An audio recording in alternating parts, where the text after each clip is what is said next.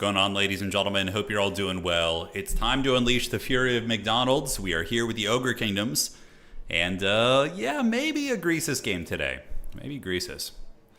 He's got the Monstrous Impact. What else does he have? Everyone has a price. I mean, Rampaging at a 35-meter AoE range. So very similar to the Slanesh one, but again, he's very slow. Oh, 40 speed isn't too bad, I guess. I don't know. Maybe we'll get a Greasus game in. I don't know. There could be some matchups in which the big man isn't the worst thing in the world. You never know. But, yes, we are playing Ogres. I think the last time I played Ogre Kingdoms in a tournament was maybe over 2 years ago. So it's been a long time. I mean, I played games with them since then. But, yeah, it's been a long time. Golg with his pistol feels very good in land battle. Like, land battle-esque. Infinite kind of shooting with the Deadeye pistol. But aside from that, you know, in Dom, probably better choices. All right, what's cooking? What's cracking? How you guys doing? Welcome to the stream. We should be getting started here in a minute. I'm not hosting tonight's tournament, so this is pretty nice. Yeah, Lucas, there's some forbidden Greasus tech. Yeah, maybe we'll catch somebody with it. Who knows? They'll be dragged into the Greasus party pits. We're going to grease them up nice and good, boy. All right. Greasus will probably be more the choice if we actually start losing a bunch of games, and then we're just descending even deeper into the pits of hell. That is when Greasus will rise, you know. I like Firebellies, actually. I think Firebellies are underrated. Yeah, you can bring them with Greasus. It's not a bad combo.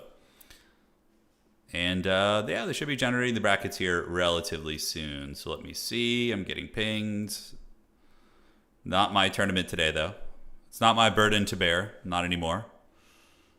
And yeah, let's refresh the brackets. Do we have them yet? No brackets yet. Okay, he's still doing it. Did you see they added a new?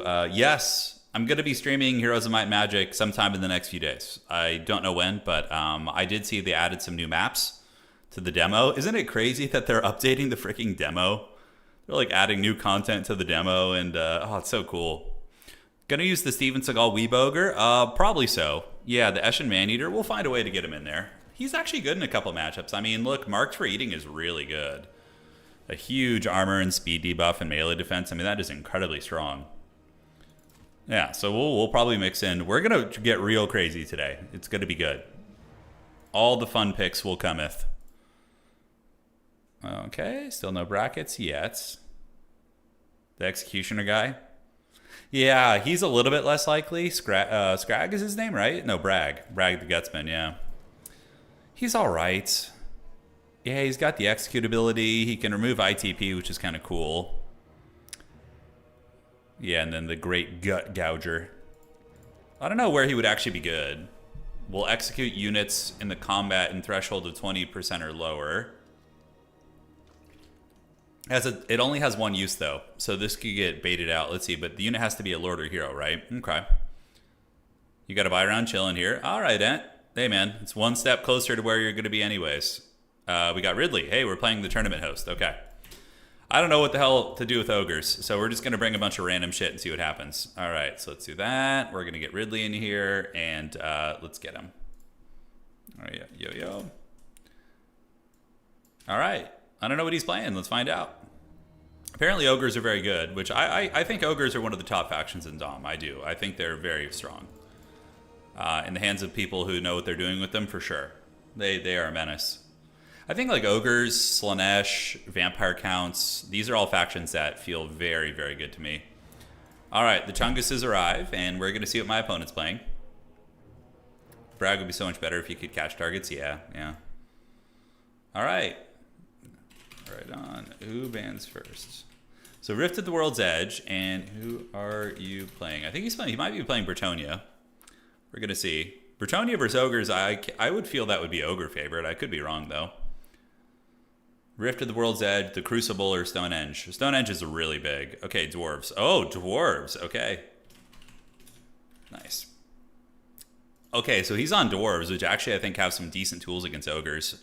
We'll figure it out though. We'll do it the hard way. All right, so he's going to be banning Rift. All right. Oh, that's right. I have freaking Blood Vultures, too, to shut down Air Force. That's so nice. So he's going to ban Rift at the World's Edge. Crucible is Yeah, the Crucible is... Oh, man, that's an old school map. We haven't seen that one in ages. Okay, Crucible or Stonehenge? Stonehenge. Let's look at that one real quick. Man, these are some OG maps. Okay. I know Stonehenge is huge. Crucible is like more of like a brawler-centric map. We could probably do the Crucible. Let's play the Crucible. That'll be fun. Yeah, Stonehenge is big, if I remember correctly. So there is that. Although dwarves might not like the big map. Can you select Eng real quick? Yeah, I need to see the other map. But he's on dwarves. He is on dwarves. You're playing Empire today. Empire's just the coolest faction of the game, for sure. Yeah, vultures are good. Would be good against slayers. Yeah, using them in the same way people use furies against slayers, most likely, especially if they have their charges built up. If you're able to build up their vulture charges, then that's going to be very, very nice. Okay, waiting for Ridley to switch the map here. Stonehenge. Yeah, this is like a big one, but it's a bit of a shooting gallery. Let's play Crucible. Okay, so we're going to be on the Crucible here. And so it begins, the greatest battle of our time. Greasus against dwarves, probably not very good, unfortunately. This isn't going to be a greasy matchup, yeah. We probably will see the shockingly obese today, though, at some point. Greasus will rise from the depths. I just don't know when.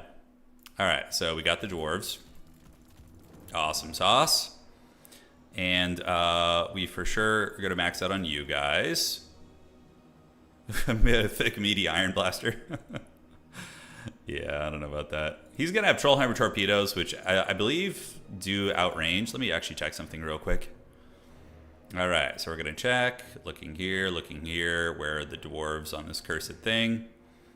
So these guys have what kind of range? 170? Yeah, pretty good. All right. So it begins. So looking around here, healing is always pretty good. Oh man, I really want to bring Scrag though, guys. The temptation is real. The dreaded Scrag. Oh, all right, here's James Hetfield. Here's our blocker. And let's figure it all out. All right. So this map, oh God, I'm trying to remember this one. He's on the wrong map right now. Don't forget to switch maps. Trying to remember what like shooting looks like here. I think it's a little bit funky. Yeah, good luck. Yeah, thank you. We'll be okay. It's gonna be good. It's gonna be good. So what do these guys have? These guys have that.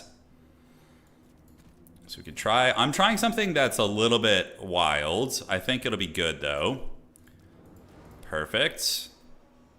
And then aside from that, we're gonna want to mix in a couple of you guys. Outstanding. Liking the build so far.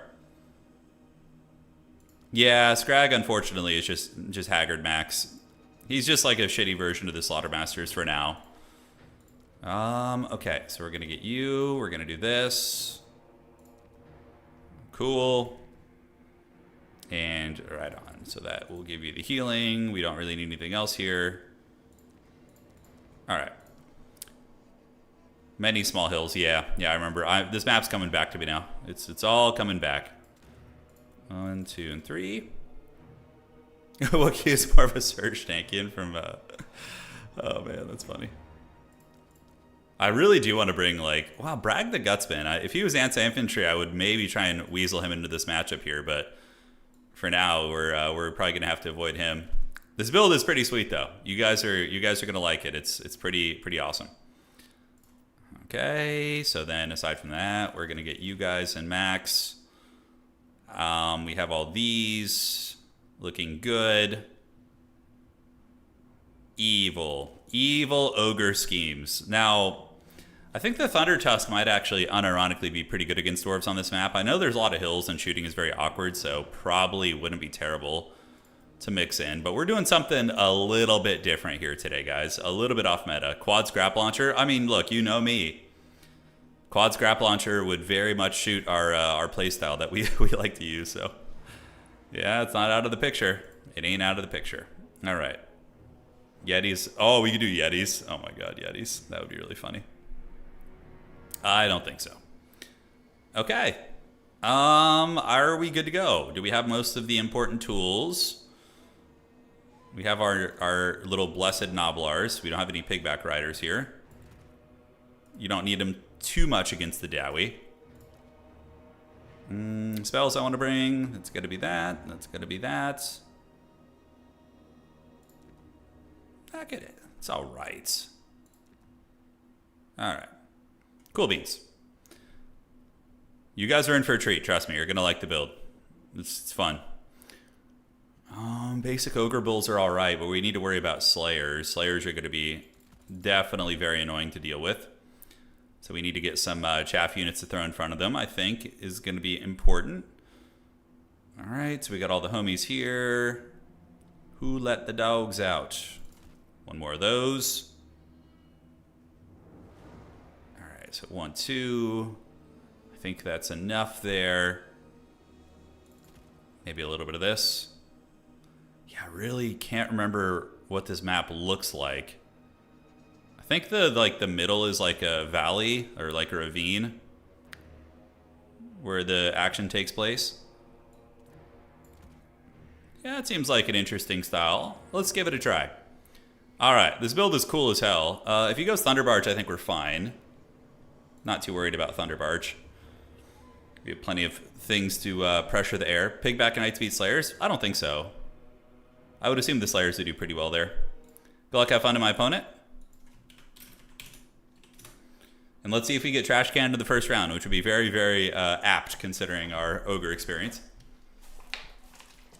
I wanted to bring Greasus, but he's just so bad against Dwarves. He's just slow and big and anti-large. All right. Okay, this is what I thought. Outstanding. All right. This is a cool-ass map, by the way. This is an old map. This was one of the first Total Tavern maps that was made. I think it's really fun. Should be played more, honestly. Is Golg... yeah, he's viable in some matchups. Victor, I think. I wouldn't say this one. You know, he's a good AP fighter and everything, but his pistol's kind of wasted against Dwarves. Yeah. All right. So check it out. We got our Noblars, but we have these bad boys. So we got you guys and you guys here. So we're going to get one of you guys on each side. All right. And they're each going to be teamed up with a Noblar Trapper and a Noblar Trapper here. So that's our forbidden like Vanguard deployment out of the gates. He's using Golg's Man-Eaters and then doing a Vanguard with them. The rest of the army could be Noblars. So we're going to get Noblars and Noblars. So that could be 3. And then you guys can go 4. So obviously playing the sides is going to be a little bit better for us. And then, of course, we have Steven Seagal, because that's going to be really, really solid, I think. And, yeah. Now we just kind of hang out and do these guys, too. Call it a day. Good luck, have fun to my opponent. He's got 13 units. So most likely going to be vanguarded on all the points here, I would guess. You knew Steven Seagal was coming. You guys wanted it. Against Dwarves, he's actually quite good. I mean, lowering armor and MD. And he has the Man-Eater Smoke Bomb, too. All right, there we go. Steven Seagal's going to judo chop them, dude. It's time. All right, well, Aikido. Judo is actually like a cool, legit martial art. We don't want to conflate it with the haggardness there. Okay, so let's get you guys up here. Let's get you guys up here. And then Homie is going to go ahead and move up this way. And we are going to go ahead and get on you guys. All right, so we're going to get on you, and you guys are going to do this. Park back here, park back here. Is that mass bolt throwers for real? Thankfully, I do kind of know the map. So we are going to be able to play it. So you guys go up the middle, and he's got 2 Dragon Slayers, which of course are anti-large specialists. And immediately we're going to overrun his units here on the side. See, this is quite good. Those guys do get run down by the Man-Eaters, and we just hide behind these little pillars right here. And then in the meantime, you guys can creep around here. You guys can creep over there. You guys stay here. And we're going to do a little bit of this. All right. So as long as we get the side objectives, I'm very happy. We can pull you guys back now. We bullied his units in the Vanguard. You guys hide behind this pillar right here. So we're going to go like that. Steven Seagal is going to keep an eye on things. And we're going to see where my opponent decides to go here. And what does he have? Like just a million bolt throwers? Okay, so we're going to save up for a bunch of Blood Vultures. And you guys just need to get down and behind the hill here. All right. So go there. Go there. And we have our Man-Eater boy ready to go. Okay. Steven Seagal is also lurking. We need to see which direction my opponent wants to try and go there. So there's gyrocopters coming in. So now we can do 1 and 2. So we're going to get 2 gyros or 2 vultures going, and we're going to get a vulture coming over the middle too. All right, great. So 1 bolt thrower is going to be offline here. We're going to go ahead and tar pit those Slayer Pirates. You guys go up after the long drawn Slayer Pirates as well, and cool. So now the party begins. Steven Seagal's going to creep around here, and the Gorgers have gotten on top of 1 artillery piece. We're going to get you guys going here, and the vultures are going to descend on all of his goodies. So we're going to get one of you guys to chase these, one of you guys to chase these, and the other one can run over there. So 1 of his artillery pieces has gotten gorgered, right? That's the idea. And Steven Seagal is going to go help out versus the Slayer Pirates. So we can do mark for Eaton, yes, and then we can get you guys to come down and help out, and you guys can come help out too. Great. So far, so good. The Gorgers now need to run, and we need to get you to come across and feast on these guys, get these Gorgers back. These guys can go where? Down in the center. We can bring them here now that the shooting is kind of offline, and we can try and overwhelm the middle objective. So we're going to do this and get some bulls on parade here, get you guys fighting right there, and you guys come over here on the bolt thrower. Great. So the Gorgers just keep fleeing the scene. We're going to get you guys up on top of this. Get 1 more Blood Vulture coming in. So far, the trading is going very well. We've ripped apart Slayer Pirates down here pretty effectively. And we can go get these Rangers now, and you guys can go over there. And we get you guys away from the Slayers. We just got to be very rat-like with our plays against Dwarves. This map, I think, is actually very good for us. So we're gonna take advantage of it. All right, looking good. And those guys are going to get ripped up. We're going to go get these guys now. Steven Seagal's in pretty good shape. And it looks like there are some Rangers being called in, so we can jump on the Rangers here. Tie those bad boys down and live our best life. All right, so what do we have in the middle? Yeah, trappers on top of those guys. The value trading should be going pretty good for us. All right, let's get the Ogre Bulls in there for the capture weight. You guys keep nibbling them down, and we're going to keep diving into his backfield here.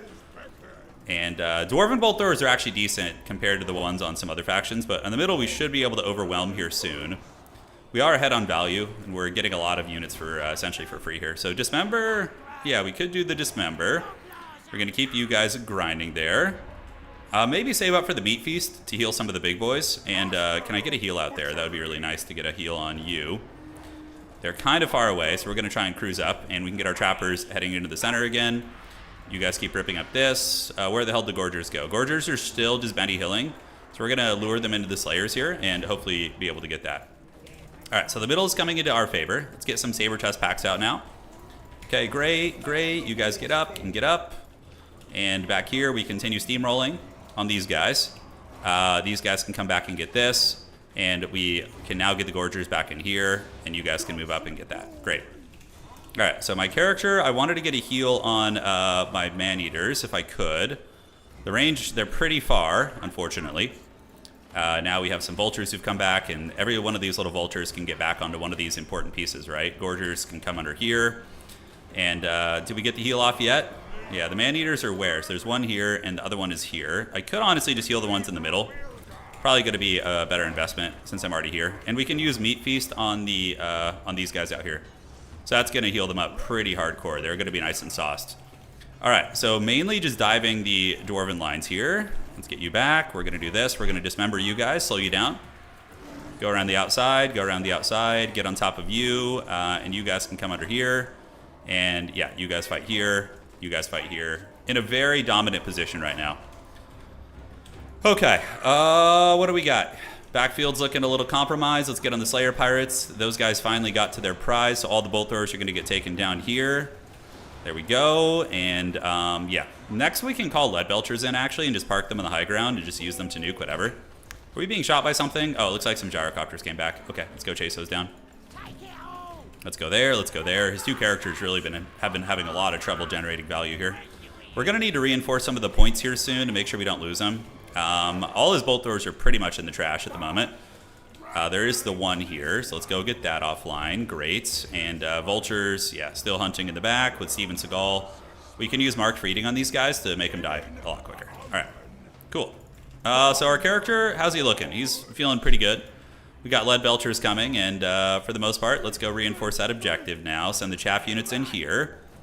The Dwarven artillery crews, they last like 45 years, man. Pretty nutty. All right, them and Saber Tusk can get on the Slayer Pirates. And yeah, you guys come back up to this point. Let's unsummon these vultures, get them back in the pool. And how's Steven Seagal doing? He's going pretty apeshit back here. Yeah, he's going full weeb. He's putting in work, and we're gonna try and get Steven Seagal out of there and find a better fight for him. I think that's gonna be the case. So my opponent trying to get my Lord makes sense. I almost let it happen too. Let's get the Ogre Bulls in there to charge. Let's do this, and now the Lead Belchers can start shooting at you if we can. All right, so you run away. You run away. My opponent trying to ninja the side objectives, which obviously makes a lot of sense for them. Okay, let's get you guys to reinforce that, and we're just gonna run. And now the Lead Belchers are just gonna rip up those Dwarfs. We're gonna see if we can get them. All right, we're all up in my opponent's backfield right now. Gorger's still going ham. Steven Seagal and company can come up to the front here. I'm still ahead in value too. Good, good. So let's keep you guys nearby. Maneater can do its thing, and we can get another Lead Belcher coming over the hill here in a second. Yeah, we're gonna get 2 of them and just use them to Last Samurai the Dwarven characters. All right, let's do that. Get another Lead Belcher coming up on the hill here for value generation. Just keep nailing those Dwarven heroes. Let's get this. You guys are going to need to come over because we can't really afford to lose objectives. Dwarves, you like really need to put them in the trash can to win games. It's one of those factions, that's for sure. Blood Vultures are coming back soon. We'll get you guys back in the middle. We're going to need Blood Vultures to deal with the Gyrocopters that are still in the field. All right, looks like there's a couple. All right, let's get you and whoever is left. Is there any more gyros flying around? No, I think it's just this gyro. All right, great, so everybody can go after them. All right, so head off those guys. You guys come up here. Lead Belchers are going to start ripping shots into you again. And, yeah, we do see some Dwarven infantry in the middle. But as long as we just hold the sides, we're totally cooking. We're in good shape. All right. And unsummon you. And the Lead Belchers are feasting like the heathen kings of old. Yeah, we're just going to start wasting these Dwarven units. So just shooting into them. Get their lords worn down here. Get Golgs, Man-Eaters back in business. And we do have another meat feast, so we can use that on... we could use it on... Oh, I don't know. Steven Seagal could probably use it. Yeah, we'll get Steven Seagal down here. All right, so we'll get the Ogre Bulls to come down to the objective. They can join Steven Seagal. He can mark these guys for eaten.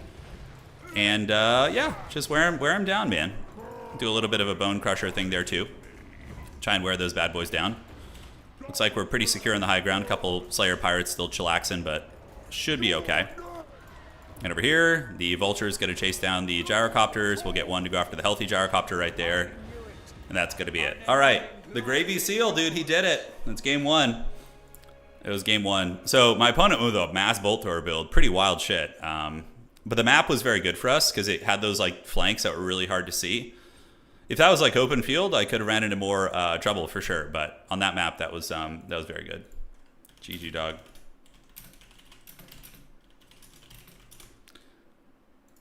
Yeah. Yeah, he was saying he forgot about the hill. He thought it was a flat map. Yeah, I remembered that map. It has like the really good line of sight blocking on the hills. So the Golgs Man-Eaters in Vanguard were actually pretty sweet.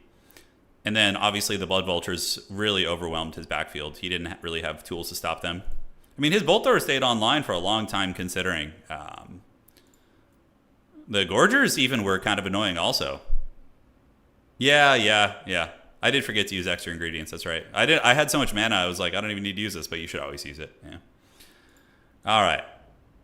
GG. Well played. The Chunguses have gotten the job done in round 1, and now we're going to be preparing for round 2. All right. We're just going to hang out. Oh, Empire. The Ogres are such a good faction. They're definitely an S tier faction. They're very strong. Kraken team, how you guys been? Has life been treating you well? I sure hope so. You guys ready for some furious McDonald's play here today? Looking at round 1, I got to report the score here. So it's going to be victory for the Ogres. He kind of, his build would have been okay on open field, but on that, it would have still been risky because 4 Blood Vultures can definitely swarm a bunch of Bolt Throwers, especially since Slayers aren't effective against them. So he was Dwarves. But that map hurt him. Picture the American Ogres. Ogres definitely have some American energy. It depends on what part of the States you're in, but yeah, they do. All right, so Ogre Kingdoms versus Dwarves looks right. Yeah. Oh, you do see Ogres when we have our season finals coming up on November 8th, so it's about 3 weeks from now, give or take. We have the World Championship coming up for this game.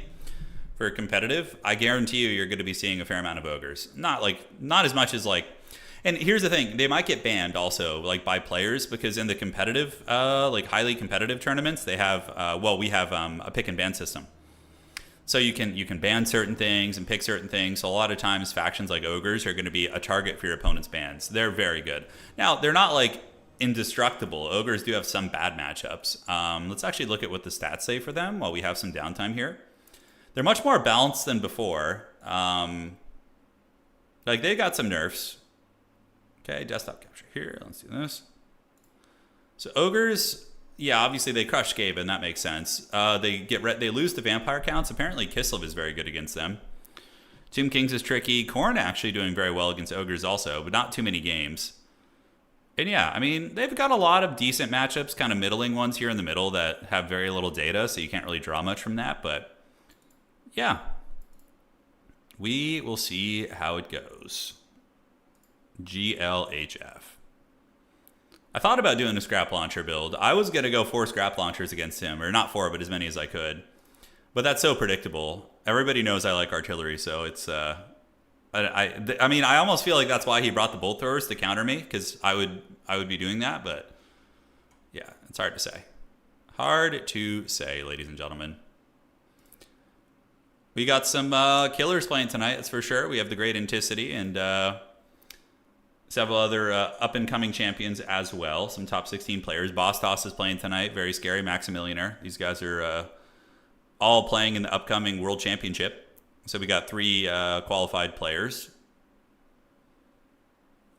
Oh, and Daniken's playing tonight too. Holy shit. Oh, that's another one. Okay. So most likely top 4 will be Boss Toss, Daniken, and Boss Toss. But we'll see if we can throw a wrench in someone's plans. We'll see if we can. Iron Guts are good there too. But the reason why I went with the Golg's Maneaters is because they have Vanguard deployment. So I was like, let's get the Vanguard deployment on these guys and get the points quickly against the Dwarves. They're very similar to Iron Guts in functionality, but Iron Guts are, I believe, a little tankier. But the Maneaters are definitely killier, but you're paying 500 more for them. You're basically paying for the Vanguard deployment and the higher stat line. Because Iron Guts are 100 weapon strength. These guys are 126. You know, they have a higher charge bonus. I mean, wow, a lot more HP. The Maneaters have 1,000 more HP, give or take, too. Yeah, no, the Zomboid playthrough is continuing. Don't worry. I was working on a project with Anno, so in the next few days we'll be back to some Zomboid stuff. Yeah, we will do it. Yeah, I wanted to bring Scrag. I was thinking about it. Like, what does this shit actually do? Okay, so it gives up to 20, but it's based on the amount of kills he gets, right? Affects Gorgers across the entire map. Increased with each kill made by the unit. So if you wanted to play Scrag, you would want to go for the damage spells. You would basically probably go for like a Troll Guts and then maybe go for the Maw? I don't know. And use Meat Feast to heal. Because if you use the Maw, let's actually go check that real quick. This is actually a good theory craft. I love theory crafting in this game. It's one of my favorite things. Alright, so let's go to testing mode here. We're going to go to Scrag, just bring him with all his spells, it's fine, and we can just get like some... We can get some like Empire State Troopers or something to test against. Okay, so we got your boy Scrag. And let's go ahead and grab a Gorger. Okay. And there we go. Anno, the end of the series. Anno is so fun. Man, I'm really loving the new Anno game. I'm excited to do some live streams with you guys. I was playing the Anno game from like 1 till 5 a.m. last night. It was really bad. Yeah. All right. So we're going to get Scrag in there, pop some extra ingredients, because I always forget it gives you a reserve. So Ogres technically do have infinite winds of magic. It just obviously takes a long time to get. All right, so we got the Maw. We're going to move in there with your boy. And then he's going to drop it right here. And that's going to get us a lot of kills, right? Only 6 kills from that. Shit, so we would need to farm some more for that to actually be relevant. Uh-huh. He's taking it like a champ, but he is being attacked by this Rune Fang general of the Empire here.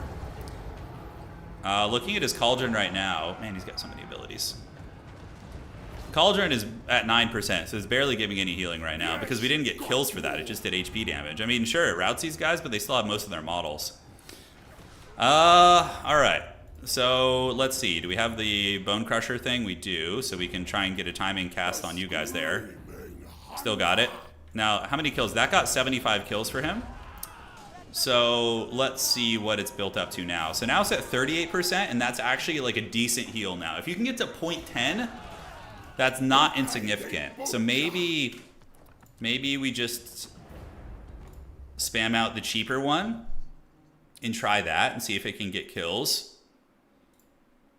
Yeah, let's try it again. Oh, the next round is up. Okay, we got Christopher.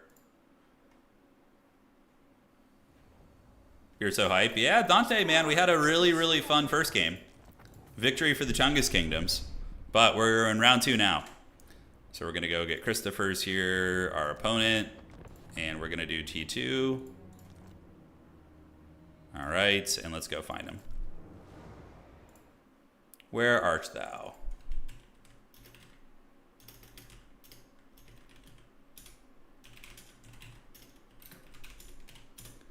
Okay, so here's my opponent. And I'm going to be first on the map bans. We just need to find out what they're playing. We'll go from there. Awesome. Maw plus Bone Crusher should delete everything in AoE. Yeah. Scrag's, he's not too expensive. If you just bring him bare bones, like if you want to bring his Cauldron and like 1 or 2 good spells, he's only like 1500. So, I mean, if you were leaning into Gorgers, ah, shit, I accidentally left. Damn it, I always... Okay, is my lobby still there? It is. Okay, great. He's playing Dwarfs. Okay.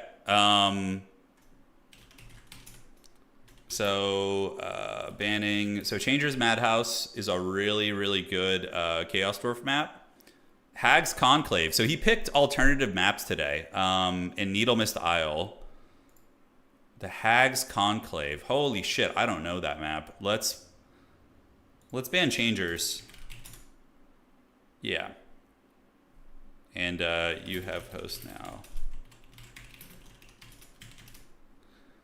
Okay, so the Dowies are. I'm trying to remember how people have beaten me in this matchup, because I do love my Chaos Dwarves. And I remember losing this matchup a handful of times. Yeah, handful of old times there. So we got to worry about what? Their artillery's not bad. I just don't know the maps.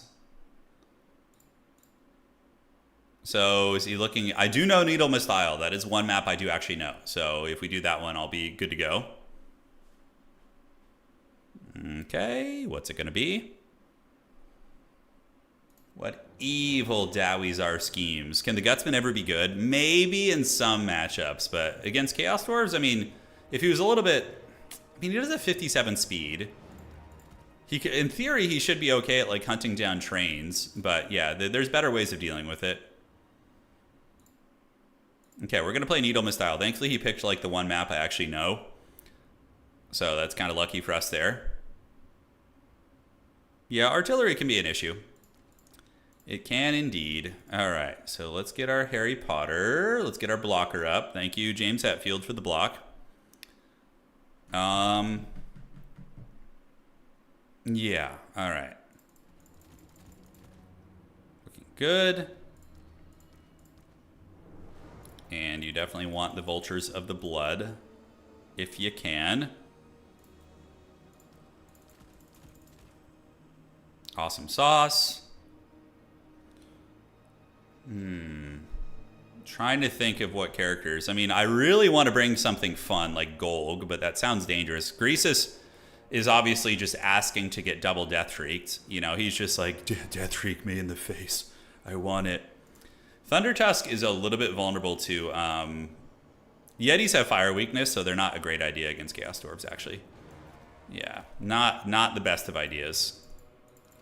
If they didn't have that, you know, arguably could be considered decent. All right. Yes. And then, oh, dude, I want it so bad. Oh, man, all right. Let's see. So we're going to bring this. And that, of course, does some good damage. That does a little bit better damage. And we'll bring one less of these. Okay.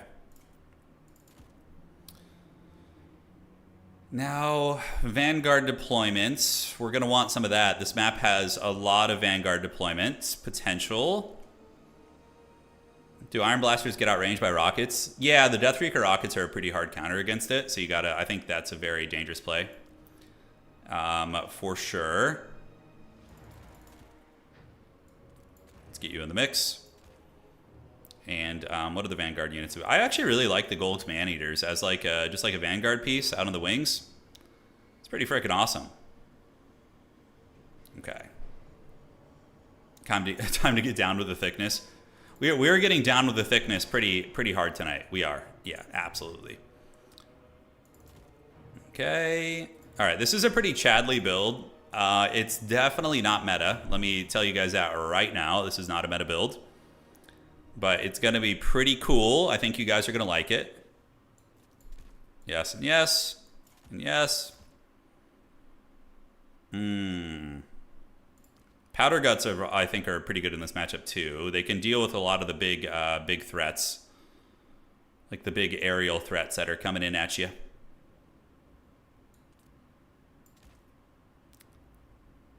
Just reading all the tooltips on these units here. Cavalry feel all right, but I think there's better choices. Is your dog an Affin Pincher? Yeah, well, we don't know. We rescued him. He was like they said he was like a Brussels Griffin, Affin Pincher, pug monstrosity. Just some sort of a creature of that ilk. Yeah. He was a noble doggy. He was very good. Well, I mean, he hated me, but he was still great. I still love him. He didn't hate me. It was just, I was like a second-rate citizen in the house to him. He just only liked my wife. Which, you know, I can't blame him. You know, great taste, but... All right, you guys are in for a treat here. Vultures are very good in, like, almost every matchup. Like, they can get on top of artillery and weapon teams and just cause tons of havoc, so... All right, I think we're all set. This is a wild build, guys. This is not meta at all. My opponent's going to be like, what the hell is this? And ogres have a lot of cool banners they can bring. Who else do we want to bring? The Mountain Eaters. Oh, we have the green ogres. All right, let's go. Cool, man. GLHF. What do we have to worry about? They do have some speedy boys. The Hounds. I'm not too worried about the big guys. The Bull Centaurs are not too hard to deal with. Usually, you just tar pit them with like crappy units and you're going to be chilling. All right. Yeah, let's get it, man. Let's get it. The Yeti ROR, that would be pretty cool. It would be. Yeah, Saber Tusks are really good too, though, because you have to remember Saber Tusks can capture objectives. And Saber Tusks also hit a lot harder. They have 70 weapon strength against 42 of the Vulture. But the Vultures, once they get their carrion feeding up, then they become big threats.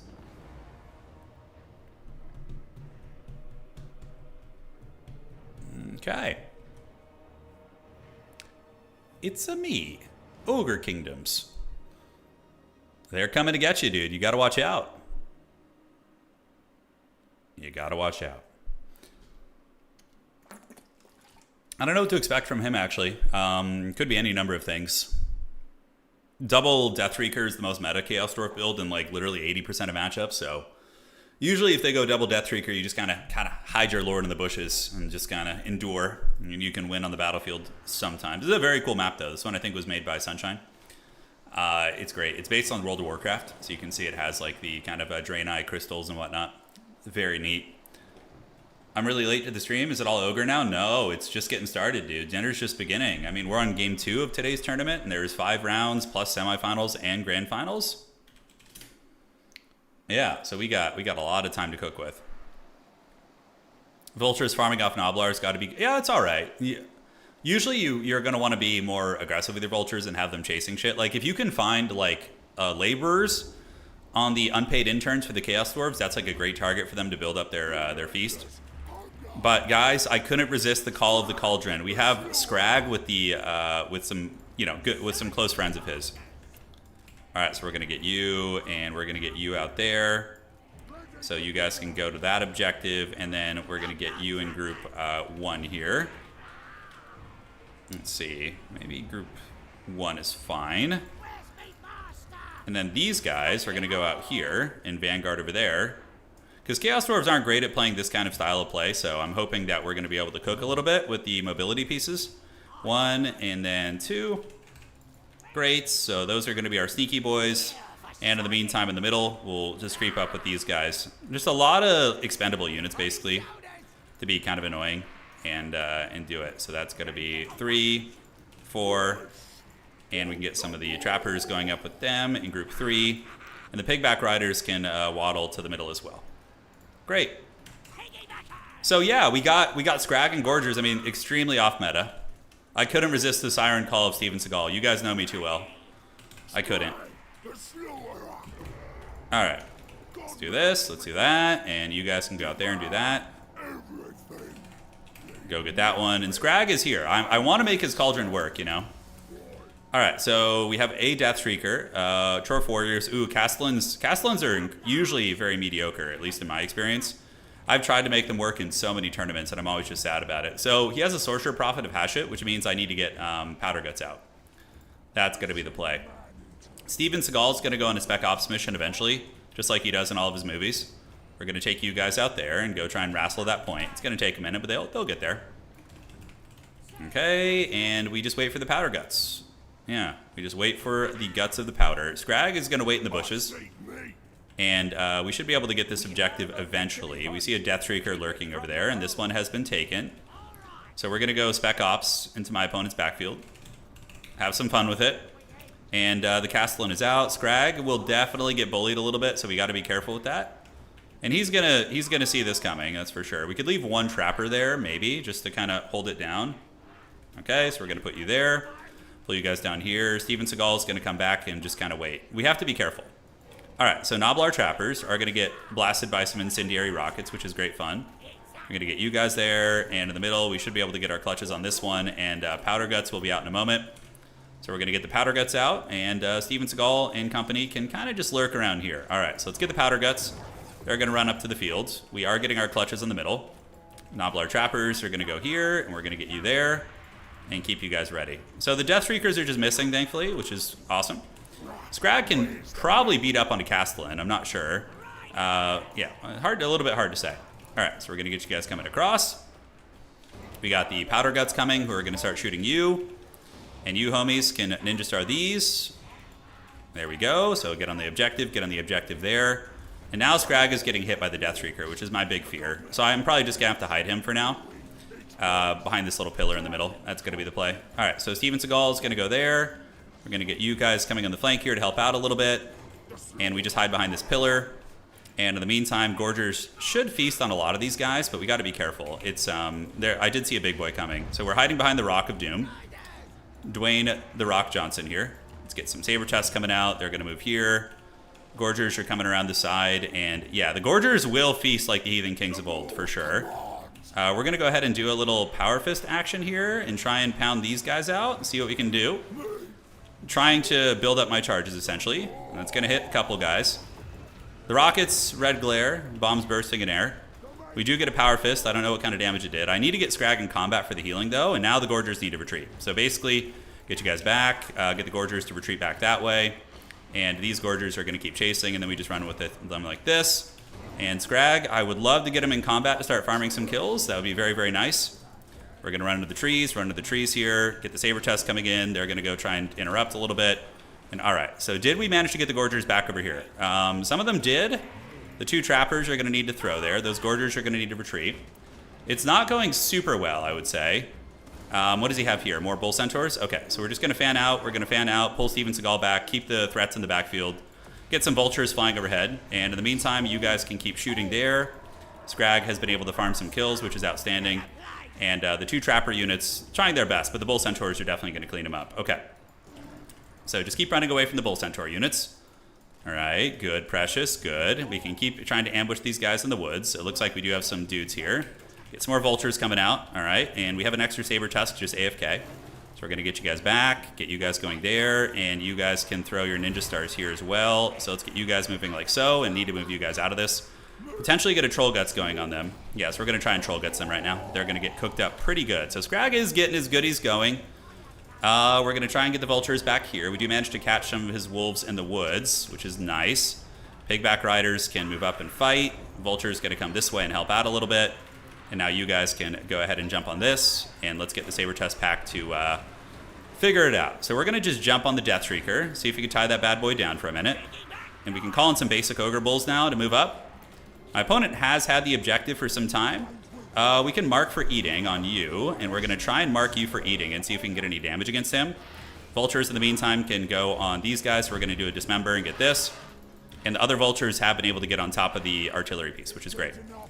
You guys can help against the Castellan, although I don't know if we're going to be able to kill him. It's going to be tricky. You guys go here. All right. And looks like a couple dudes hanging out over there. We want to reclaim the middle objective. Steven Seagal in the woods actually doing reasonably well. He's bullying this Sorcerer Prophet. Man, oh man. All right, let's use extra ingredients, get some more Ogre Bulls coming to the middle. We're going to need to flip this one. And we're going to get you guys in the mix. And just keep pushing back here with all these guys. Yeah, this is what we want. We want to, like, stuff them back here with all these guys. With all the Noblars and whatnot, right? That's going to be very good. All right, so some Bull Centaurs do arrive. So we're going to use the Steven Seagal Explosion Bomb and try and get away. Those guys do get folded over. Let's get the Saber Tusks in here. You guys go right here. And we just keep working towards the backfield. That's going to be the idea. All right, so you guys go there. And we need to try and escape with Steven Seagal. It's going to be very hard since Bull Centaurs have amazing mass, but we need to keep trying. All right, you guys move up. The middle objective is in the process of flipping. Ogre Bulls are going to get it. And the Chaos Dwarf lines are faltering in the middle. And we do have like Pigback Riders and a lot of good cost-effective pushing going on here in the back, so that's amazing. Now, Steven Seagal, is he going to live? Oh, Steven Seagal got away. What a Chad. Oh, what a Chad. Oh, yeah. Nice. All right. So Steven Seagal is going to go run and hide as we do manage to flip that objective. And the value is a little sketchy, but, you know, could be worse. All right. So Vanguard deploy. Let's get you guys coming out here. We have not been working for this damn Gorger buff for nothing, right? We have 90 kills right now. So Scrag actually, unironically, is going to be able to heal our Gorgers on the field. Oh, my God. We still have some. We still have 3 Gorgers. We should probably just unsummon them, though. Steven Seagal is going to need to loop back to the middle right now. And then, yeah, we're still in it, baby. We're still in it.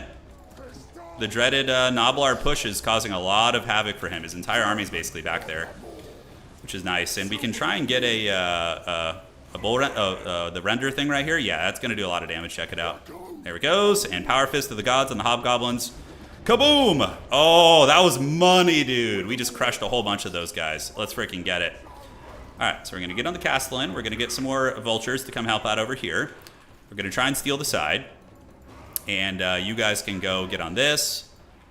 And Steven Seagal is still just cackling in the shadows. All right, he has gotten back. So front lines, let's reform the ranks. Let's reform the ranks here. Let's get you guys back and call in another Gorger. And Gorgers are now split pushing. So we're going to be able to steal the side objective most likely. Oh, you're going to Ogre. Dude, our Cauldron is healing our boys. It's giving them a big heal right now. It's actually working. It's actually legit working. Yeah, they laughed at it until it was too late. Now Gorgers are actually good.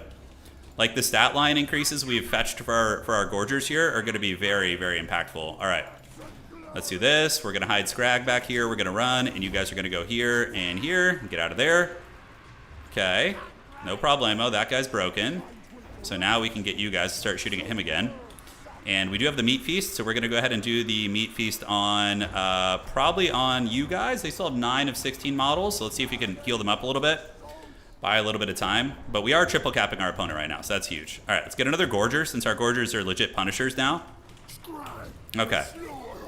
He's coming for revenge. His Lord is getting a little bit low. Steven Seagal is going to be able to help on the flank there, and the enemy Castellan is in the trash. These guys, we can go for the Death Shrieker, or we could just try and, yeah, let's see if we can get to the Death Shrieker. Just be disruptive there.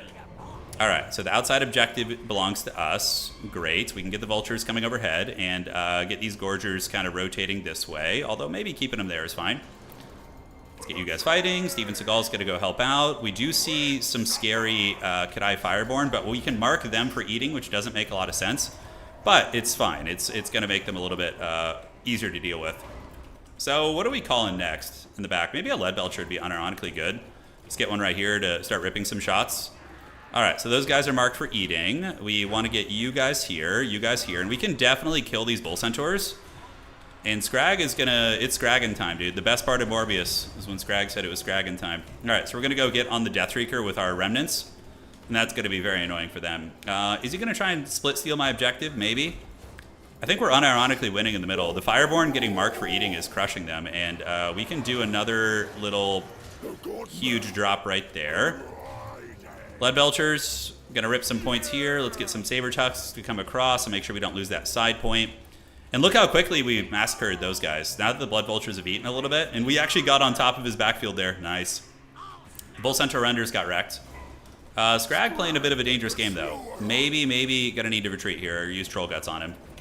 All right, so we're gonna try and get away with Scrag. I might have thrown here a little bit. We'll see. No, we still have some ogres fighting. Steven Seagal, can he mark anybody? He does have this. So we're gonna use that and try and get Scrag back. Scrag is getting the fat heals. Let's get you guys over there to help out a little bit. Lead Belcher trying to help where it can. And on the backside, we can definitely jump on those Infernal Guard Fireglaves. We might be able to just straight up win on points. Okay, he's very low. Let's get some Blood Vultures to peel and help Scrag out. So Scrag's going to fight. Does he have Steven Seagal nearby, his best friend? Because Scrag and Steven Seagal might be able to take down the Sorcerer Prophet. It's hard to say. Okay, we do get tar pitted in melee there a little bit. Feels bad. Gorgers are coming, and you see we use the Blood Vulture Gorger combo to jump on those bad boys. And let's go sneak back here, pull the Gorgers in there, see if we can maybe salvage that situation. We're going to get you homies back in the middle where you can. Lead Belchers almost have the enemy Lord down. We might be able to trade Lords, which honestly wouldn't be a terrible trade. Like a big expensive Bale Taurus for like a cheap shitty Scrag, although I will lose my cool healing on the field, which is unfortunate.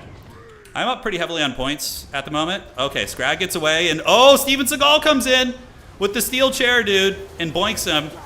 Oh, he just judo chopped that guy, dude. He's down, and Scrag is alive. He lives. Okay, he's shattered, though. It's fine.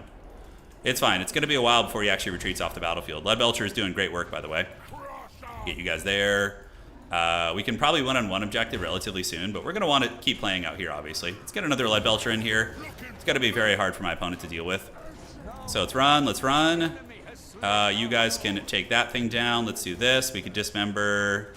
Is there anything good here? Not really. Okay, so we can just have the Gorgers turn and fight. We can resummon Scrag. You know, it's totally fine. Totally viable. All right, so you little ninja stars sitting on the outside. What we can do is get a Pigback Rider preemptively and send them over there to help defend that objective. Because we are going to be winning on one very soon. Let's get you guys here. Get these Lead Belchers setting up shop. You guys get behind them. You guys get behind them. We have our Vultures here. Steven Seagal still going hard in the paint. We're going to do his Man-Eater Smoke Bomb to try and free him up. He's going to come around here. And what can we possibly Vanguard call in here? I mean, Gorgers will not have the healing anymore. Yeah, let's shoot you guys. That's going to be nice. All right, let's shoot you. And we're going to shoot you. And then we're going to do Dismember on them to slow them down. That's going to be some brutal Last Samurai-ing. They're going to take a shitload of damage. Then we get a Vulture to attack them. And if we could just take those guys down, that's going to be huge. All right. So Steven Seagal can go secure the side point here. And yeah, Scrag will keep the Cauldron buff when he gets resummoned, to my knowledge. Usually that's how it works with those kind of mechanics, so that is pretty solid. We don't really have any Gorgers left, though, so really how important is that? We're going to go get that Deathstreaker with just like one unit there. But look how hard we wasted that Bull Centaur. Man, that was nice. That was really nice. They're trying to hide behind the pillar, which is clever. But yeah, no biggie. Okay, so yep, we're going to go get the Deathstreaker. Steven Seagal can fight for this.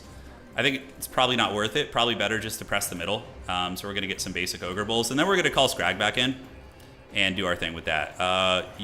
The Infernal Guard do not want to be getting attacked by freaking Blood Vultures. And look at the shooting from the Lead Belcher core. Awesome, dude. Awesome. These guys are in a bit of trouble, though. They're in the danger zone. Yeah, we need to get them back. All right, back here. Nothing to worry about. That objective is safe for us. His mobility does come in. But Steven Seagal is going to make his way back towards the middle. And he's going to be a problem. Yeah, those freaking Bull Centaurs just got wrecked. All right, we're going to start shooting you guys. And we can get some Saber Tusks to come up and help grab the point quickly. Scrag is not a huge priority. Ogres don't have the worst leadership in the world, so I'm not too concerned about it. But we should get that objective back, and I think we got this game. Because with healing incorporated into things, we're actually very far ahead of our opponent. Yeah, and look at the lead belchers putting in work. Yeah, I know you don't want to use Troll Guts when you're on fire, but sometimes you just have to do it and get any healing you possibly can. That was a very close situation, so we wanted to just do whatever we possibly could. That was 100% worth it. All right, so we're going to wreck these Bull Centaurs. We're going to dismember them now so they get trapped in my Pigback Riders. The Lead Belchers are going to just keep wasting his entire army here. Steven Seagal's going to rotate to the middle, and we can call in Scrag. I think it's fine. Is it greasing time? Well, Greases hasn't appeared yet, but we've had some really good matches. Man, Ogres are so strong, though. I just feel like their mechanics are good, and they have... Steven Seagal is unironically very good in this game. Like, that marked for eating ability is super strong. Yeah, Lead Belchers are some of the best in class as well, I think. Call in a Gorger. Let's see if they keep the healing. No, it's only when Scrag's in. I wanted to kind of see if it was like a permanent buff, but no. All right, those guys get broken. My opponent split pushing me here with some Hobgoblins, but that's going to be it. GG, well played. All right, let's go, baby.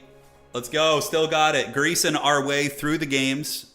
That was a solid Chaos Dwarf build. The only weak point is the Castellan. If you cut him, your build's stronger. I've tried a million times to make Castellans viable. They just suck. Yeah, the build was good, though. Like, Skirmishers, Rockets, Bull Centaurs, Fire Glaives. It's a very good Chaos Dwarf build. Very, very good. And we got to use Scrag Gorgers, right? Like, 1,000 value, 1,500 on the other one. With the healing, we're making the off-meta work today, baby. That unironically felt decent. All right, Ogres. That's got to be the Ogre Kingdoms.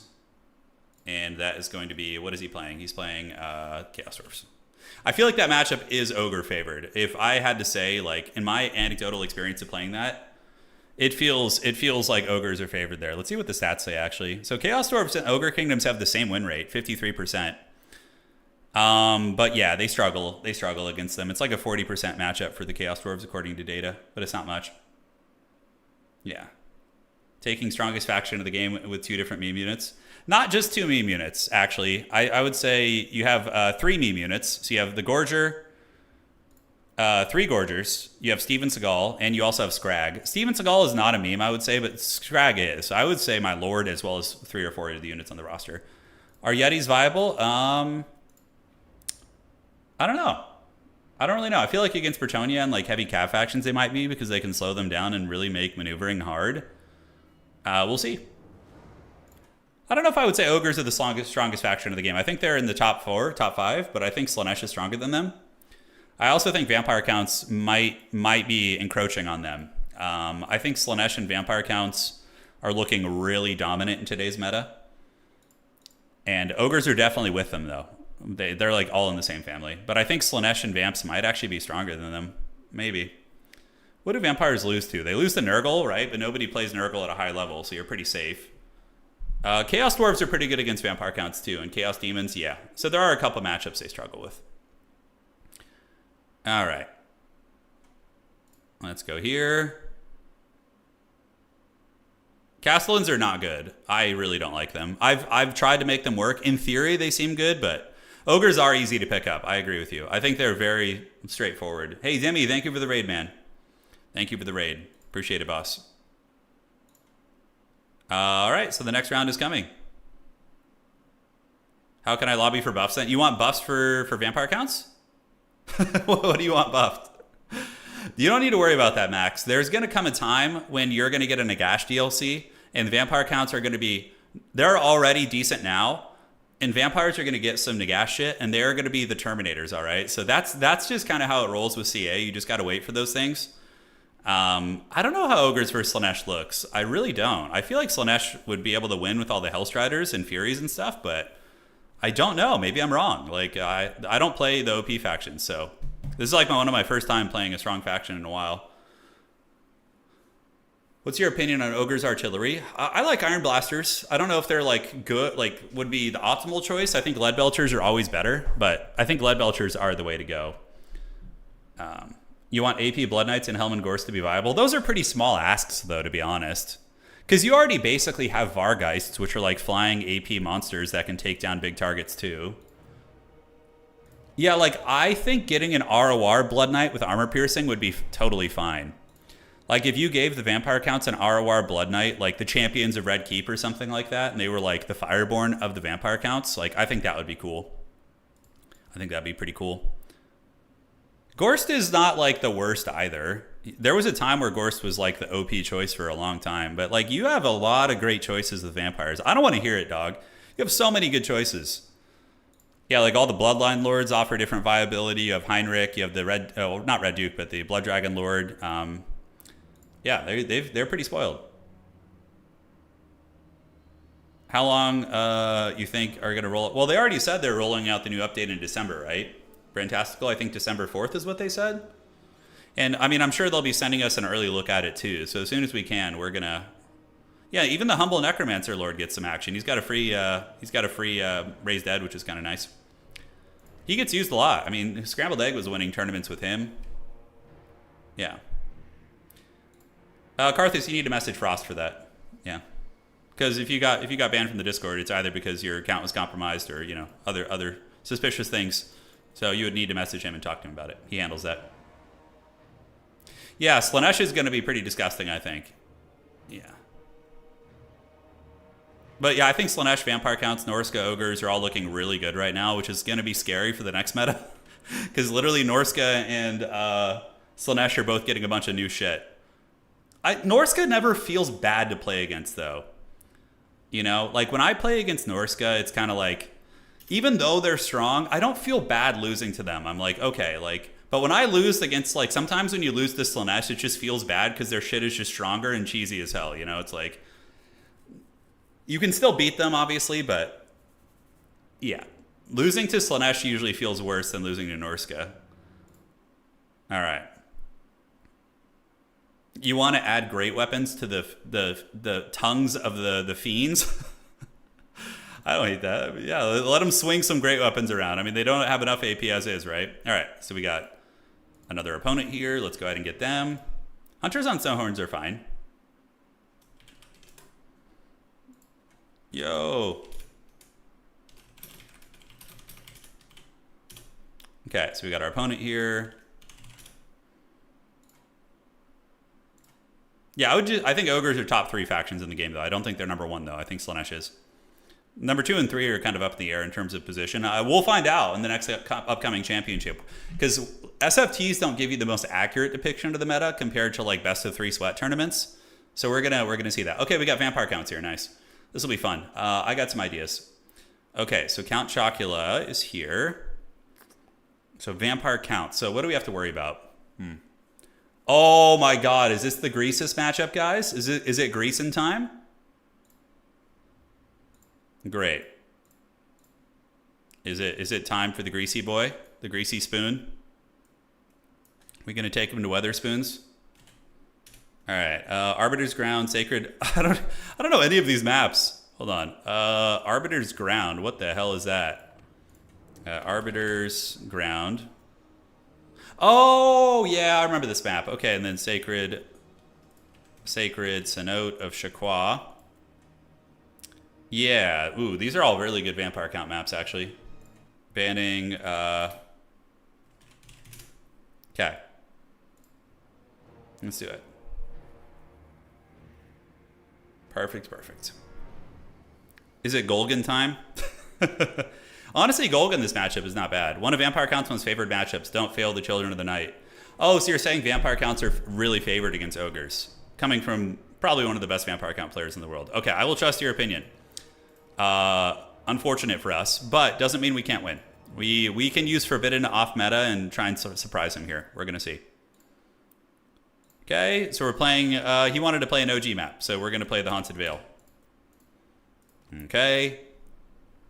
It's time to bring the Gorgers back to Feast once more. To use a delay. So for some reason, YouTube has like a 15-20 second delay, whereas Twitch has none. I don't know. I haven't touched the settings. I don't know why it's like that. Not a big deal, but you know, it is what it is. Oh boy. Okay. Let's see if we can do that. Getting real hog wild here. Okay. Paymaster with double Iron Blaster. That's a perfect picture book. Yeah, it's one of his better pictures. It's a keeper for sure. Yes. And then, all right. Greece is how you imagine yourself in 10 years. It's coming. It's coming to us all, man. I had a Greece's phase too. When I started making bread, it got really bad. There was some sketchy moments. Oh god, I want to bring Bragg so badly. I mean, he is anti-large, but against vampires, like I don't feel like that's going to be super good. We're going off meta though. We're going to try and catch our opponent by surprise.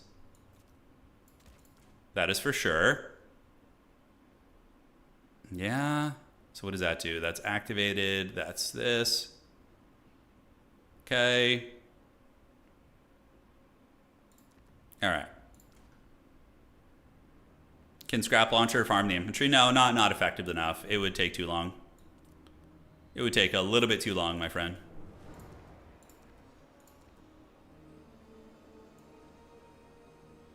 Yeah, Italius, I don't know why that's the case. I'm going to look into it.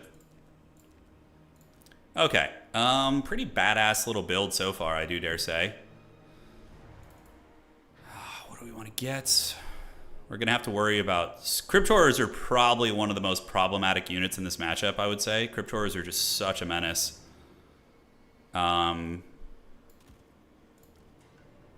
Yeah. It's a pretty evil build.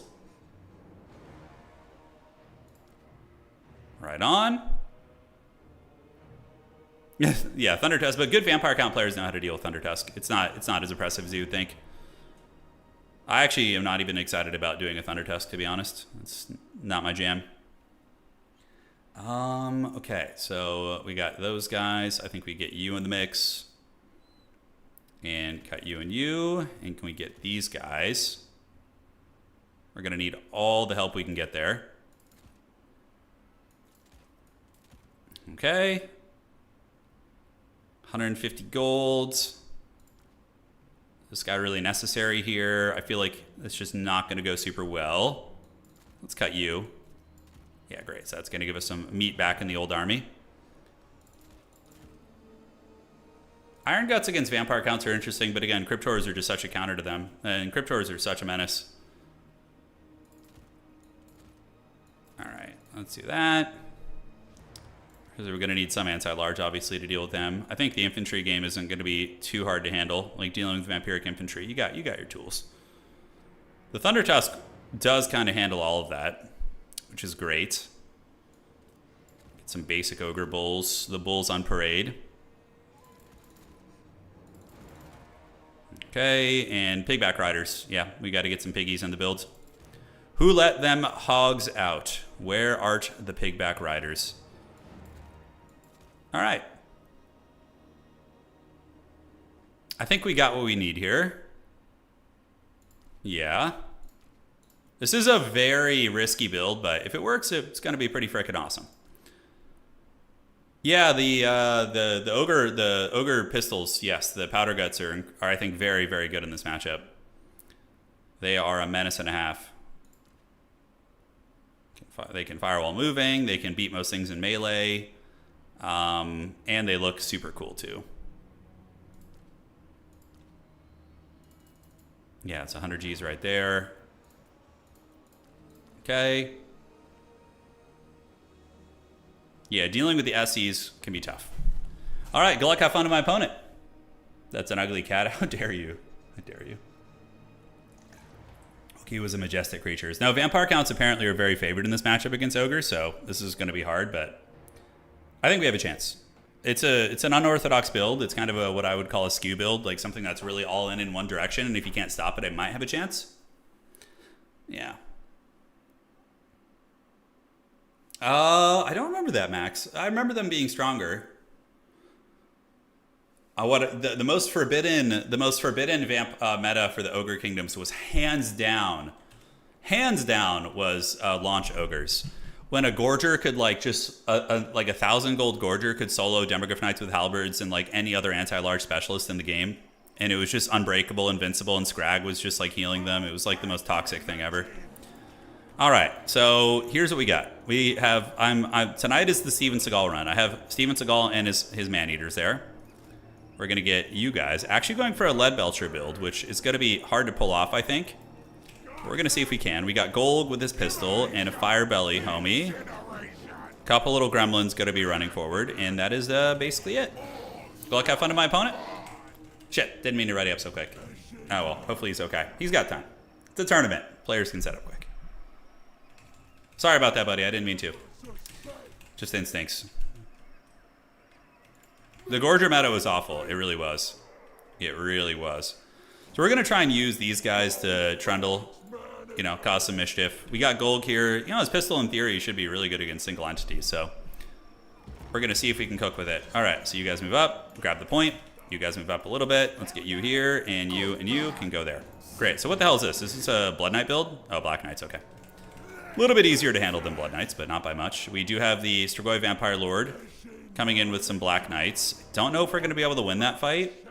Do we have anything in Vanguard that could help? Not really. I could get some Pigback Riders over there, but they're just going to die to the inevitable pressure. I'm actually, if he dives to fight me here, maybe I can win it. Because these guys, yeah, he's got a lot of cav coming over, so I think we just chill out. So let's get you set up, you do this. You do that, and we're going to just keep running with you guys and call in some, what can we get out of Vanguard that would even be helpful here? I think we just keep running a little bit longer. They're just Black Knights, so they're not too scary. We could call in Vultures, but he's got a lot of pressure coming in, guys. All right, so let's turn around and fight. And what we can do is we can use Blood Vultures and get them in. We're going to do this, and we're going to mark them for eating, which is going to lower their armor down super hard. And hopefully we can win that. I have no idea. Yeah, Lead Belcher is able to rip some nice shots there. So we're going to set you up like so, and you guys can just start wasting into the Skeleton Spearmen and the Skeleton Spearmen here. Get you guys into the zombies, and we'll see if we can win this fight. I don't know. I did summon 2 Blood Vultures, and one of his units is actually almost already dead. The Fire Belly can get in and start causing a little bit of havoc there, and we do have some shooting support coming via these boys. All right. So let's just keep wasting the Skeleton Spearmen. Let's get you in there. No idea how this fight's going. Actually looks to be going pretty good for me because of the Lead Belcher support, maybe. So we're going to get you guys and get some Pigback Rider RORs waddling in. Maybe be able to stabilize this. I mean, my guys did get killed, but he also lost a fair amount, and we did get some good shooting value. And in the meantime, I stopped paying attention to everything else on the battlefield, which is great. It's how you play this game. And let's do this. So we're going to go ahead and get you guys coming in. Let's get these Saber Tusks to intercept the Dire Pack here. We're going to shoot you guys, get you guys like so. And we're going to get you guys back here, get you guys coming this way to intercept here, retreat there. Okay, so I literally stopped paying attention to everything here. Should be all right, though. We're going to go ahead and look to get some Burning Heads. We don't have too many good opportunities yet. So we'll keep going here. And great, so that one's going to get peeled. We're going to want to get another Speedy Boy right there. We can dismember these guys just to get them off. Get you guys in, and let's get Steven Seagal coming in as well. Great, and you come back this way. Great, so we're keeping the value trading even, which isn't necessarily great. We can do a Burning Head here. I think our 2 characters are pretty resilient, but we should probably start to waddle them away here if we can. Let's get you guys going right there and get you guys to start lead belching on you guys. In this backfield, I think we're stabilizing everything, which is good. And we do have 1 point right now. Okay, so can we fight the Strigoi Master? Probably not one-on-one. So I think we're going to want to run here if we can. Yeah, get all those guys back. All right. So are we stabilizing on a couple points? Yes. Sort of. I mean, we are getting some good value, but with our hero getting hunted here, it's very sketchy. Let's get a Burning Head right down there. We're going to go ahead and use the Bugmans as soon as we can. Get you guys back. You guys go right here. You guys go right here. And we're going to need some dedicated anti-large, that's for sure. All right, so coming across, get Lead Belchers back and back. We're going to keep waddling here, and we might have been a little bit too ambitious with things. We'll see if we can take the 2-on-1 right there. Get those guys back. Saber Tusk still doing it. And now on the flank, we can call out some Mournfang Cav to try and stabilize here.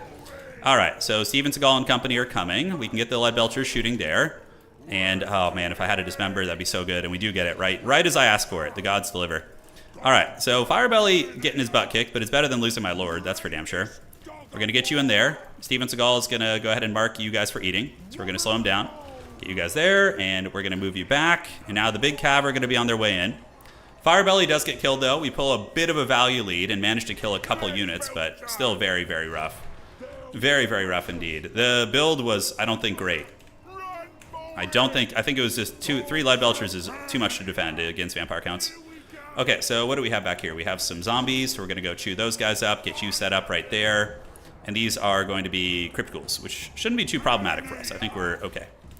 Need to get you back. Firebelly has returned, so we're going to go ahead and do a little something right there. Yeah, cast that spell, but then he gets knocked over. Feels bad. Okay, shoot the corpse cart. And did we stabilize in the backfield? We do. The Bugman's Brew is going to have to come back online soon. And how are we doing on value? It's close, but like I said, that's never a good thing when you're close with vampire counts. It's never a good thing. All right, so we're going to get you guys. We have our anti-large specialists. We can use our pistol shot on you. We're going to keep you guys nearby. Run into those homies. Great. And it looks like a couple knights are popping out of the bushes here, but we get the blood vultures can just kind of run and intercept whoever. And is he going to land and fight here? It kind of looks like it. Okay. Wow, and after all that, the Firebelly gets to live. That's very fortunate. So we might actually have a chance here, guys. We might actually be able to stabilize. Okay, get in there. The lead belchers can shoot at you. Golga's going to get in on him. Let's get you guys doing this. And somehow the Palpatine Firebelly has returned. So we're going to do that, just like that. Should be able to hit a bunch of targets. All right. So we're going to get into the Vampire Lord. And both of our lead belchers shooting core is, I think we have one left. Yeah, we have one shooting here. The sneaky crypt ghouls were able to get in and get the other one. Okay, let's go right here. Come back here and stomp these guys out. Although we can move up and maybe contest the point. Although if he wants to fight us, I'm more than happy to. We can get you guys, Steven Seagal, to come in and help too. And the lead belchers can just kind of keep shooting whatever they can. All right, so those guys are doing it.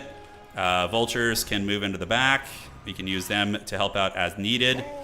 And Dismember would be useful on you guys. Let's get the vultures sitting overhead.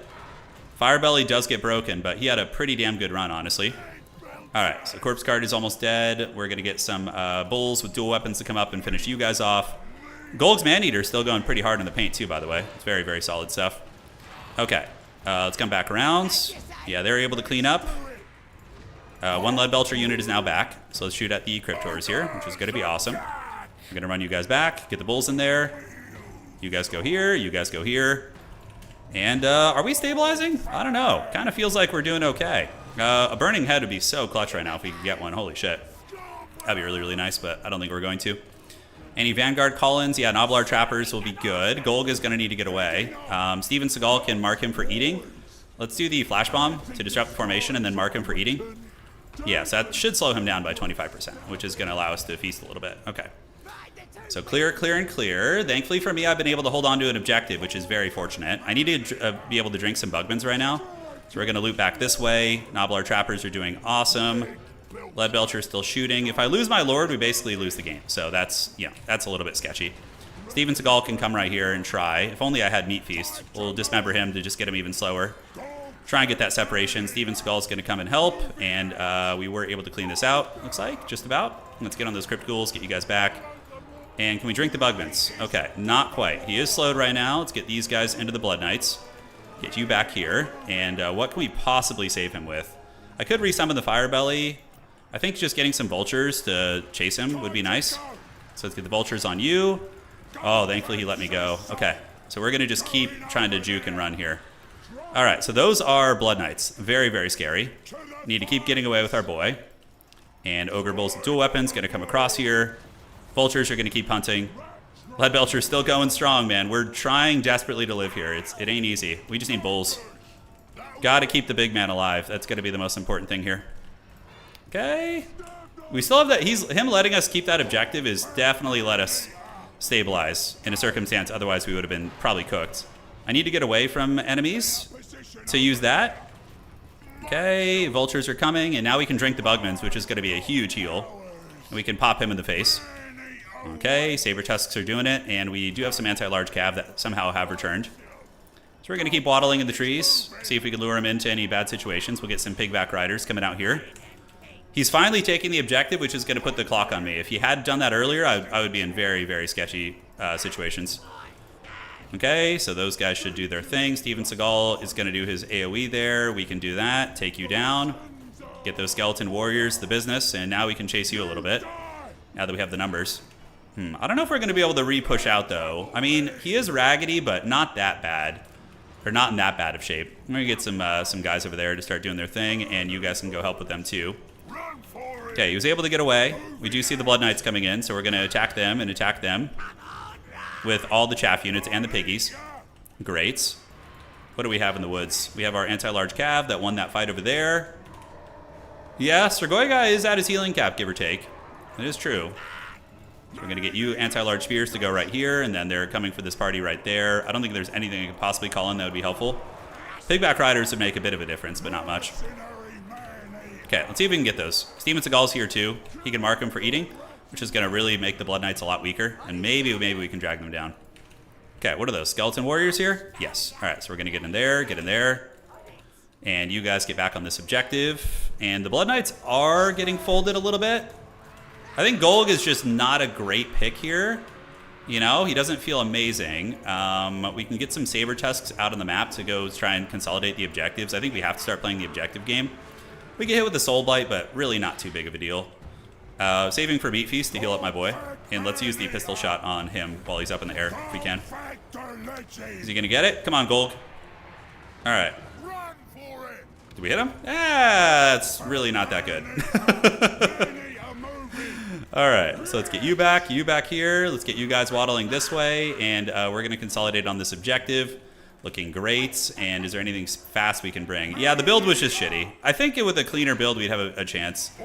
It was just too much to protect. I was like, you always get that idea against vampire counts. You're like, oh, they're not going to be able to deal with all the shooting, and then they do, you know. And then that's the end of the road for you. Yep, let's get the man-eaters in there, and what do we have that's big? Some big boys, okay. Okay, let's keep fighting here. We're going to go ahead and Meat Feast you to get you healed up to full, my homie. I mean, we're doing okay on value, but what does that really mean, you know? All right, those are Black Knights here, so we're going to get you and you. Get the Man-Eaters coming in, and we can get our Fire Belly to run up and maybe help clear with some Burning Heads. We'll try. Couple Bulls on parade. Let's get you guys going over there, you guys going over here. We're clearing out the back, but he's approaching 1,200 points. I used the pistol twice, yeah. It's honestly not even that good. I think they nerfed it. I vaguely remember a time when they nerfed it, so we got Saber Tusks fighting against Skeleton Spears. It's just a disaster and a half over there. All right, so let's get you guys on zombies and start trying to clear out some zombies over here with Burning Heads. Is there any way we can win this fight back here? He's doing the dreaded humping animation, but yeah, I'm just cooked, I think. I'd have to think about this one. I'm sure better Ogre players than I have tried and failed. Those man-eaters, yeah, they actually didn't do terribly. I was like, man, they didn't hear no bell, man. Okay, let's get a Burning Head right there. Pigback Riders can turn on here and then halts. We do get a good Burning Head right there, clear out some zombos. Let's fight right there, fight right there. We did a decent job scrapping back value, all things considered, but the build just couldn't hang with his. Vultures, sure, let's get some more Blood Vultures. They're really good at clearing out chaff units. All right, Fire Belly, he's trying, he's battling. Doesn't really have much in the way of reinforcements. We lose in the middle, and we're just not going to be able to retake any ground. It's just not going to happen.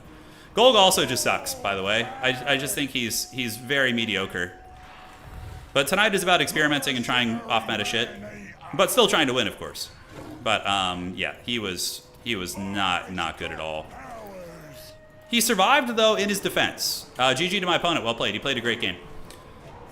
The Vampire Lord was a big menace. I find Iron Gut's not terrible here. Yeah, Iron Gut's probably pretty good. Let me say GG to my opponent. GG, dog.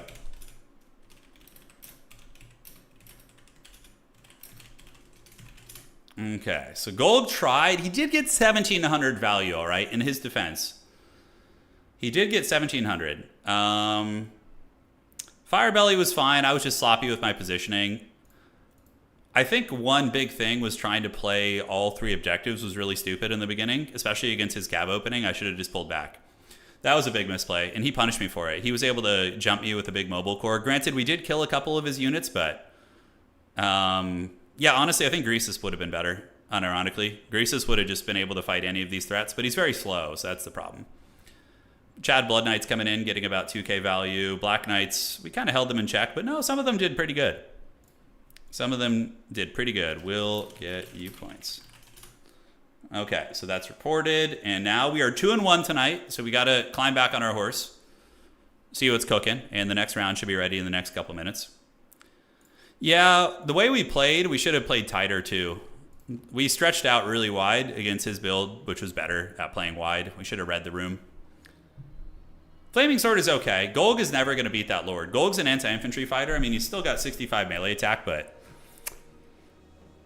yeah.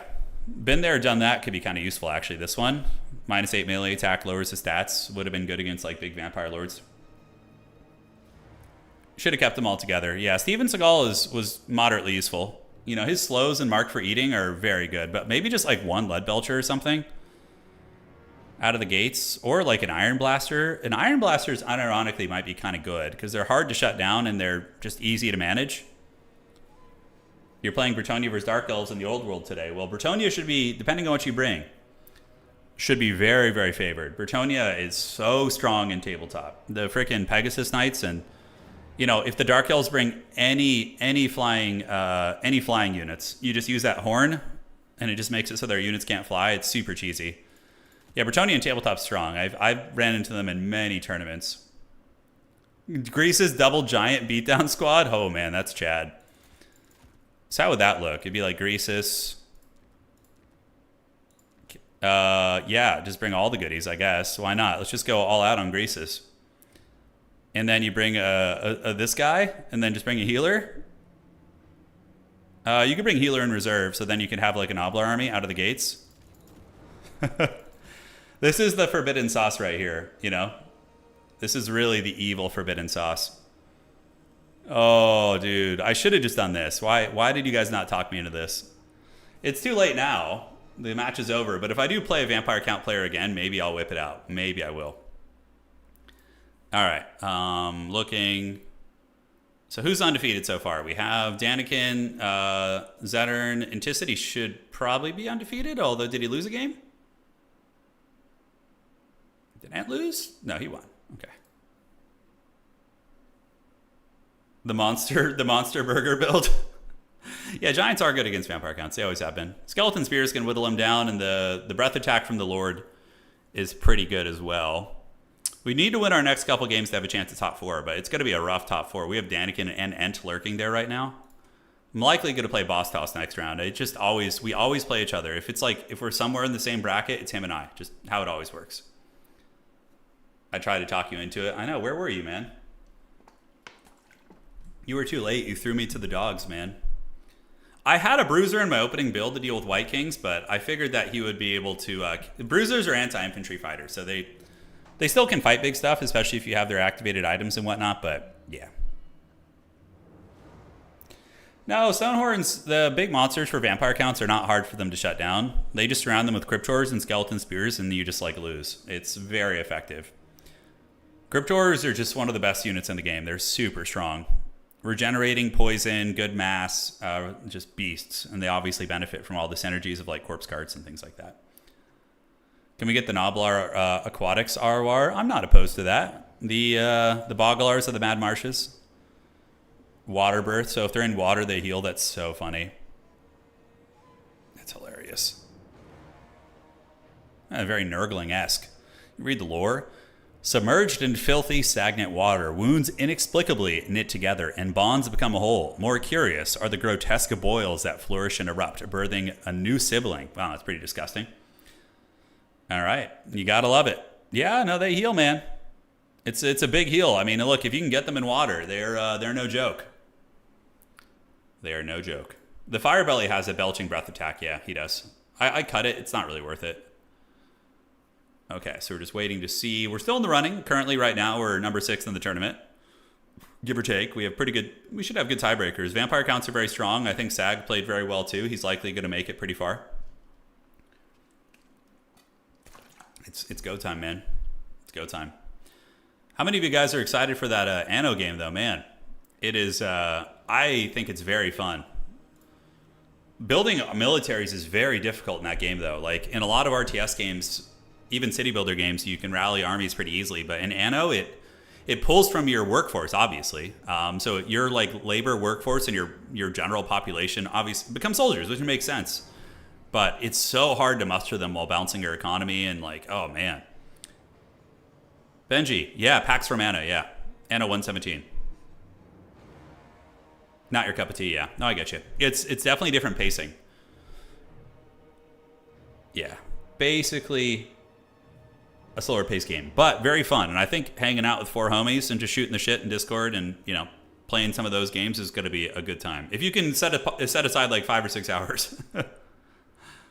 Yeah. It's a bit slow to watch. Yeah, it is a little bit slower to watch for sure. We might stream it tomorrow. Well, so far, the version of the game I have, Benji, is the full version of the game, to my knowledge. And it hasn't had any issues yet. Yeah. Quite hyped for it, finally having ground combat back. Okay, so yeah, so I heard the other Anno games didn't have ground combat. It is in this, though. You can build legionnaires, axemen, slingers, chariots, lots of different stuff. But yeah, I mean, there could be issues. Okay,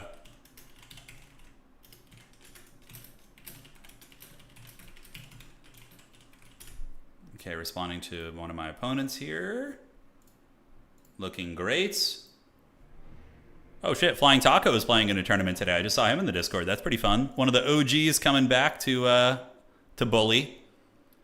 Yeah, Firebellies do have the AoE explosion. Again, it's not really worth it. Yeah, there is land combat in the new Unbrantastical. Yeah. There is indeed. Time goes by so freaking quick in that game. Like when you're playing Anno and building your city, it's like you just look at your clock and 4 hours have passed. What if you get units from different races for PvP, like an allied recruitment? It'd be interesting. It'd be tough to balance, though. I don't think CA is up to the task of balancing that properly, so it probably wouldn't be a good idea.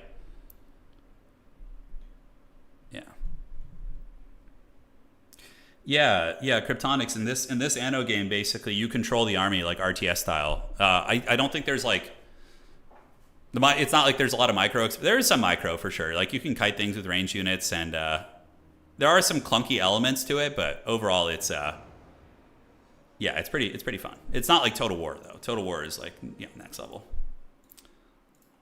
It's fun though. It's definitely fun. I invaded an island in one of my playthroughs, and it was very tough. It's very tough to invade somebody's island. Okay, let's refresh that. Waiting for Stallion and Darren to finish their game, and then we should be good to go.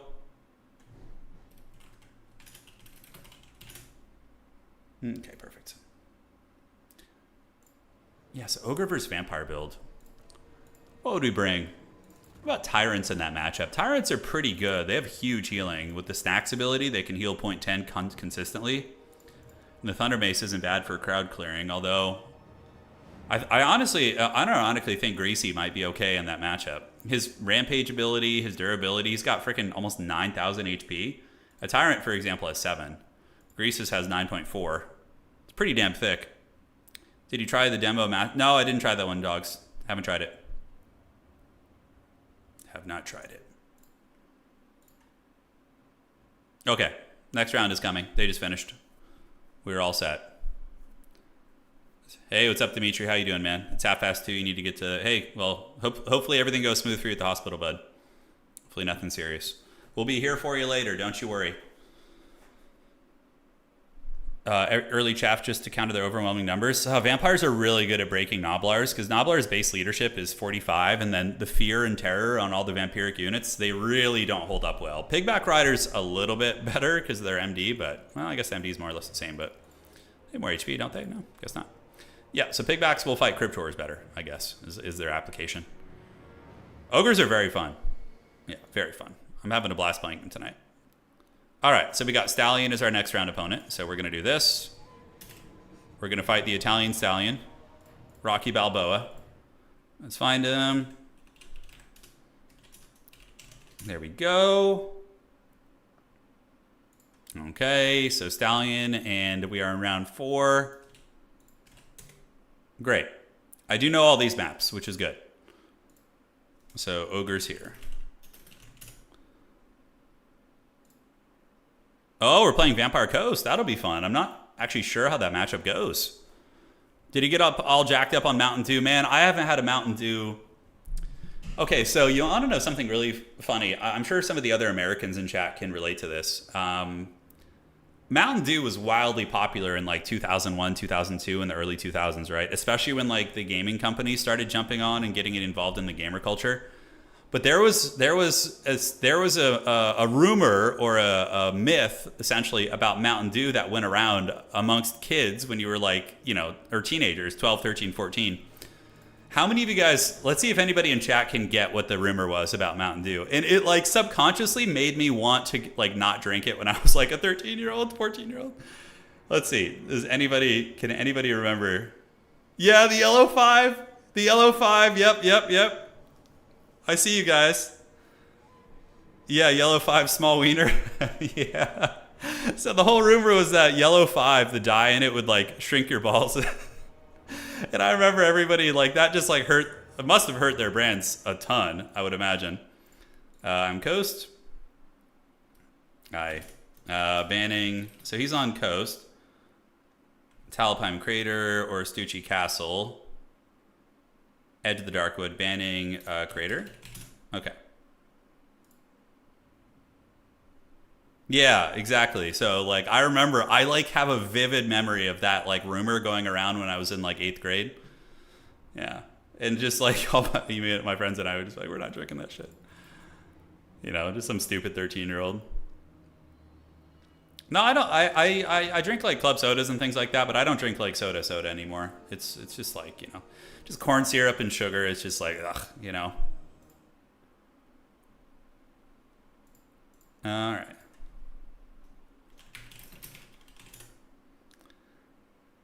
Okay, perfect. Switching to the Stucci Castle here. If the Imagine Room went out today, Mountain Dew would be completely wiped out. Yeah. Okay, so Vampire Coast. Bomber mobs are going to be tricky. They have a lot of halberds, a lot of guns. Evil schemes. Never played that. Let's go Darkwood. So we're going to play Edge of the Darkwood. I'll show you my Edge of the Darkwood here. It's time. All right. Darkwood. All right. There we go. So this is probably not a Greasus matchup, guys. It's probably not. We have 7-Up in the States. Yeah, we do. Mm-hmm. It is there. Okay. That obviously has to go like this. The Yoga Kingdoms. We'll show them just the edge of the Darkwood. We're not going to give them the full Darkwood. All right. So these guys are obviously amazing here. We're going to want a couple of you guys. Good, Anakin, good. Slaughtermaster. What are the Paymaster in this matchup? Oh, man, I really want to Grease, guys. You're saying this is a tough matchup? It is? No way. I feel like it'd be even, if anything. You know? Okay. Let's get a couple of these homies. Yeah. Now, the Noblar Scrap Launchers. Going to be weak against cannons, I think. Going to probably have a bad time there. Okay, for the Lord choice, we have the Tyrant, we have the Paymaster, and we have Greasy. You think this is a bad matchup for Ogres? God damn it, Bobby. All right, so what does he do? He gives that. Gives that. Maybe these like Ogre Lords have... God damn it, Bobby.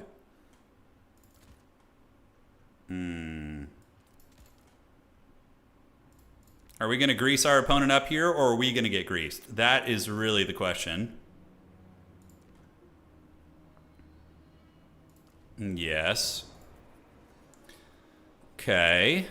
This is now we're getting into the forbidden sauce. Truly evil builds. And then the Noblars, the Boglars of the Mad Marshes, they call to me so much. They really do.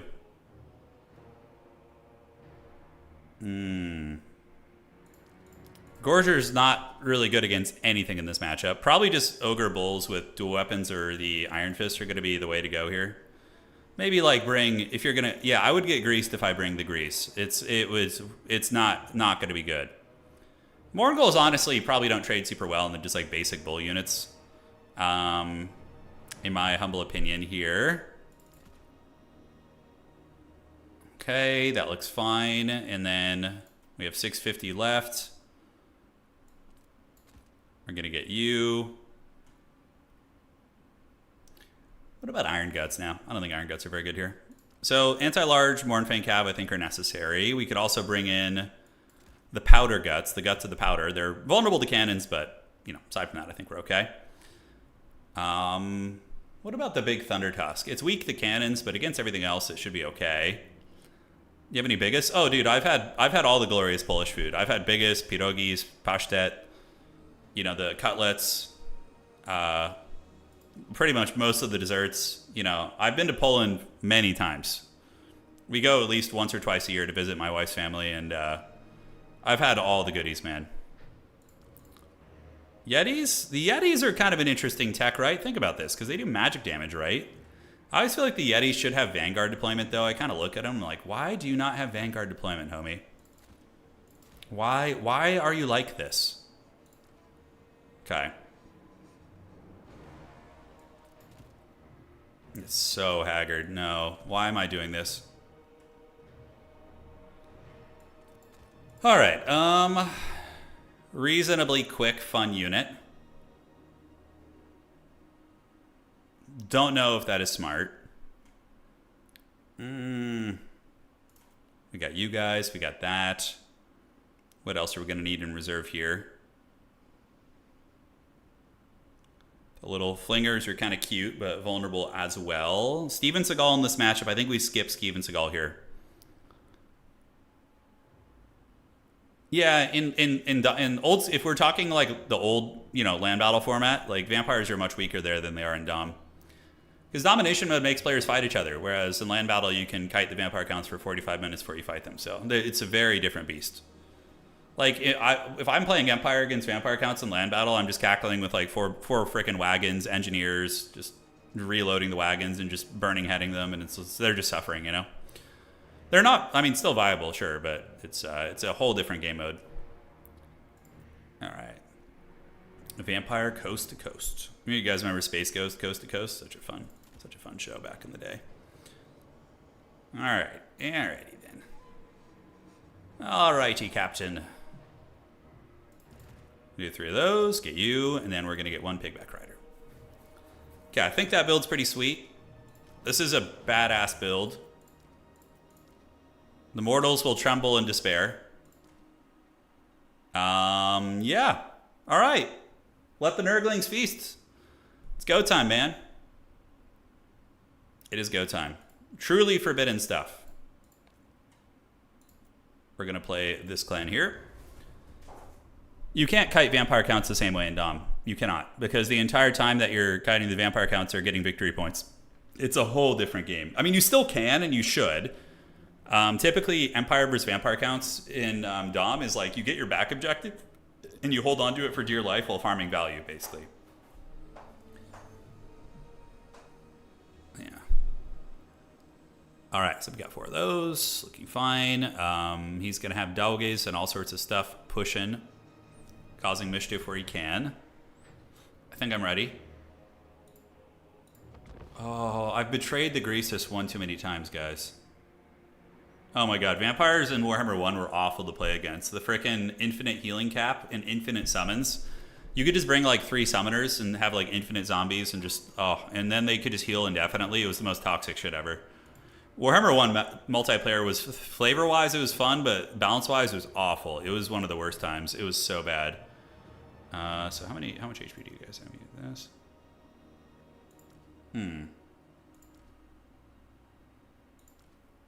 Now, what do you really bring to the table for me here?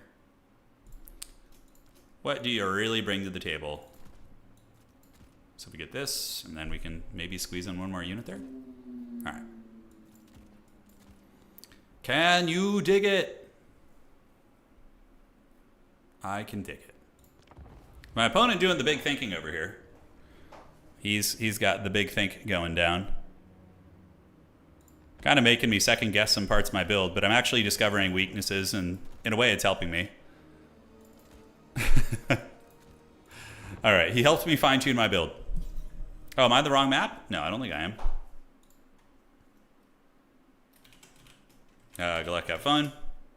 There we are. Thank you guys for joining tonight. Tomorrow we're going to be streaming either Heroes of Might and Magic or Anno. And yeah. Warhammer 1 Vampire Count was peak, and I'm tired of pretending it wasn't in campaign. Yeah. Of course you would like Warhammer 1 Vampire Counts. Just evil, degenerate. You know what the meta of Warhammer 1 was?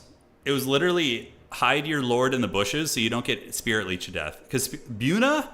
So in Warhammer 1, Fate of Buna, by the way, cost like... When it first... I think it was 9 Winds of Magic, or 10, and it did more damage than it does now. Spirit Leech also was cheaper and did more damage than it did now. And it was the most shitty meta. Yeah. Oh my god. Turin, you need to channel the Ogre Kingdoms by doing a hot dog eating stream. I feel like I couldn't put that many wieners down right now. I feel like I could maybe do 4 or 5 hot dogs, which isn't that impressive. Yeah, maybe. Let me check here.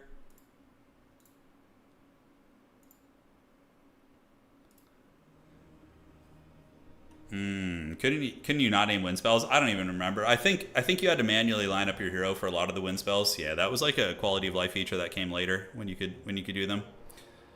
You guys want to go back and do a Warhammer 1 tournament with no rules, land battle, just corner camping, forest camping, just all the glorious land battle stuff? Is it time? See who the most degenerate villain is? No, Joker, not this stream. No, I don't have the hot dogs ready. I don't have the hot dogs laying around. Oh, it's all good. Yeah, it happens. Dark Elves are pretty decent against Bretonnia. The Cold One Knights, pretty good against Bretonian Cav. They have the infantry advantage. Really cost-effective AP. All right. You guys don't want to go back to the evil ways? The Warhammer 1 throwback tournament? Oh my god. There's so much toxic shit in Warhammer 1. There's no rules whatsoever. Is Paul Romero? Yeah, so Paul Romero, the composer of the Heroes of Might and Magic 3 soundtrack, also did the soundtrack for the new Heroes game. So very, very smart for the company to have done that. Nostalgia baiting is really effective against millennials. You know? Alright. So let's do this. Let's do that. Let's do that, and let's do this. So we went with a flinger build. So we actually have a lot of Noblar flingers who are going to be throwing little pebbles at our opponent. Take it all. So they're going to be doing that. Great. Let's get all these guys in formation. We have a Tyrant who's going to be chilling. We have this man who's going to be going for my opponent's back objective with some trappers as well.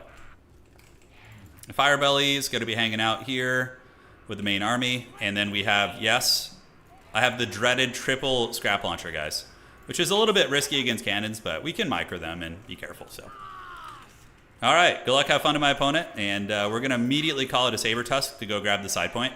That's going to be the plan. And yeah. Oh yeah, Noblars have powerful noses, man. They're not messing around. Their olfactory senses are on point, I'm sure.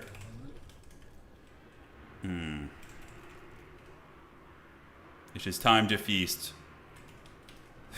The Noblar Flingers, yeah.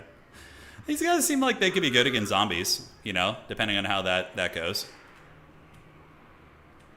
Oh my god, Brant, I know you want it. I will get you the drawing before the night is over. So Firebelly and company going to go up there. My opponent has 18 units, so he's actually got a horde, which is a little bit scary, but I have 18 units, but the quality is very, very poor. Obviously. And yeah, let's go. Well, good against zombies is relevant when you're playing against an undead faction.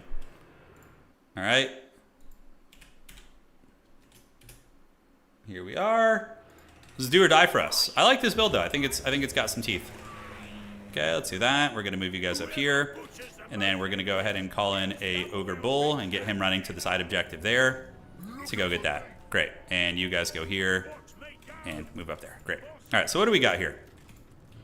We have some guns coming up, zombie pirate gunnery mobs. So we're going to creep up and say hello. We're going to try and triple cap our opponent. The scrap launchers, do we need to worry about cannons? We do. How many cannons are we talking about? Just one. Okay, great. So we can just kind of weasel this way and hopefully get away from the cannon. And he's about to discover the hard way that we are already on his back objective. They can smell death coming from miles away. Yeah, absolutely. All right, so we're going to start launching some scrap at our opponent. I don't know how good it's going to be, but it should be a lot of fun.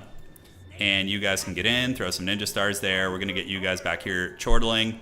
And we are now going to start bombarding. All right, so next we save up for a bunch of vultures, probably.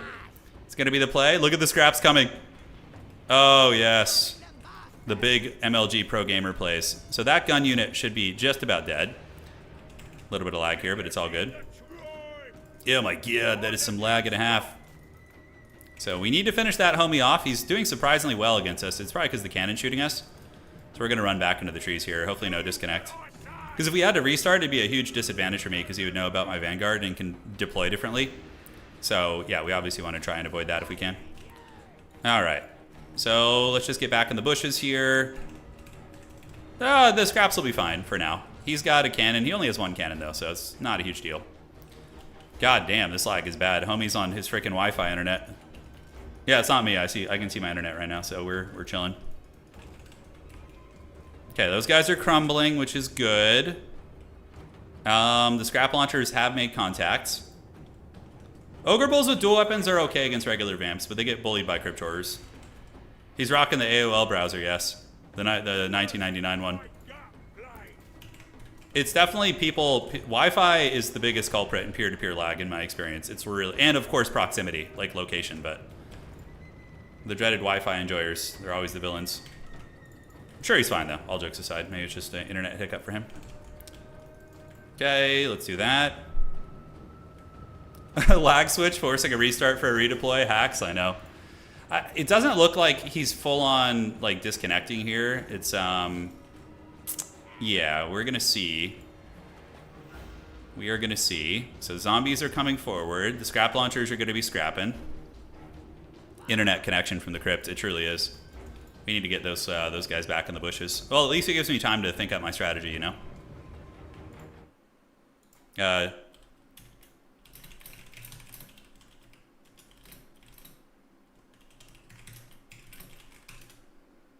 He's asking me if it's lagging for him too.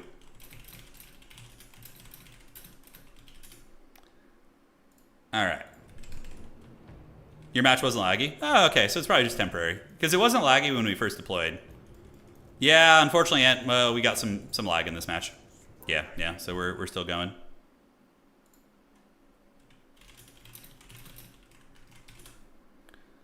Let's hope it passes, because restarting isn't going to do shit. We just got to play.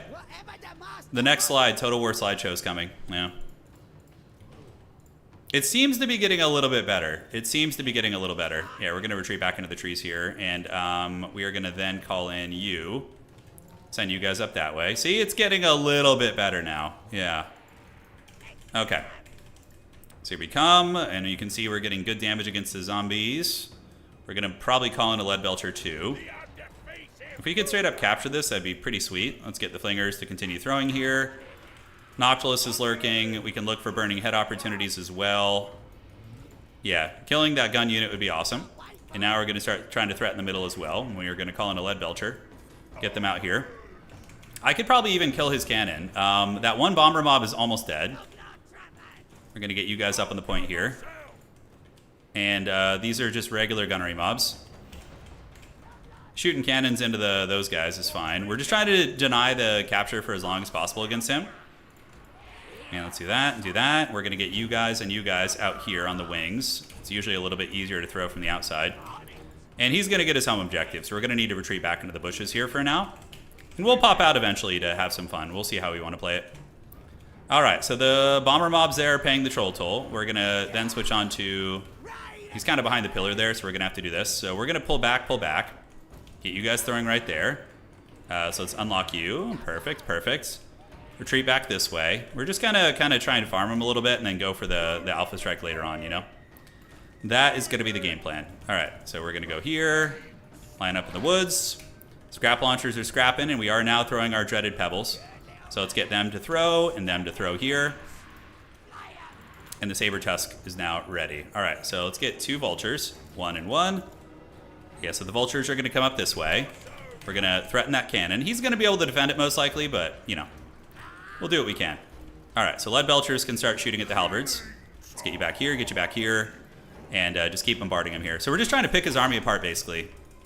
And so far, it's working all right. What do we have here? Halberds? Yes. So we're going to Burning Head those. Just to be active. We're going to go get the flingers out there, so those guys are going to get cooked. You have the Ogre Bulls on the wings, waiting to support, and now we see some Scurvy Dogs coming as well. So is he going to run? Maybe he's going to run. We'll see. It's scrap launching time. We're going to scrap launch into you, and flingers are dragging down some zombies. We're going to want to get some Scurvy Dogs in the backfield. Not Scurvy Dogs, but Scurvy Saber Tusks to deal with his pushing. Okay, so his army's getting hammered pretty good. We're going to send you, that is a gun unit. Yeah, so let's get our characters in there, and we can get you around the outside. You're going to go jump on these boys, although no, there's not too many easy paths here. We're going to go on the edge of the map and see if we can get that cannon. See if it's possible. Noctilus is coming as well. So let's get you guys back, and keep scrap launching at them. Keep these flingers doing their thing, and we do see the Scurvy Hounds lurking in the shadows there. All right, so you're going to go up. Noctilus is going to do some witchcraft. And we see Fellbats coming, so let's run back into here. Yeah, just got to get away from that.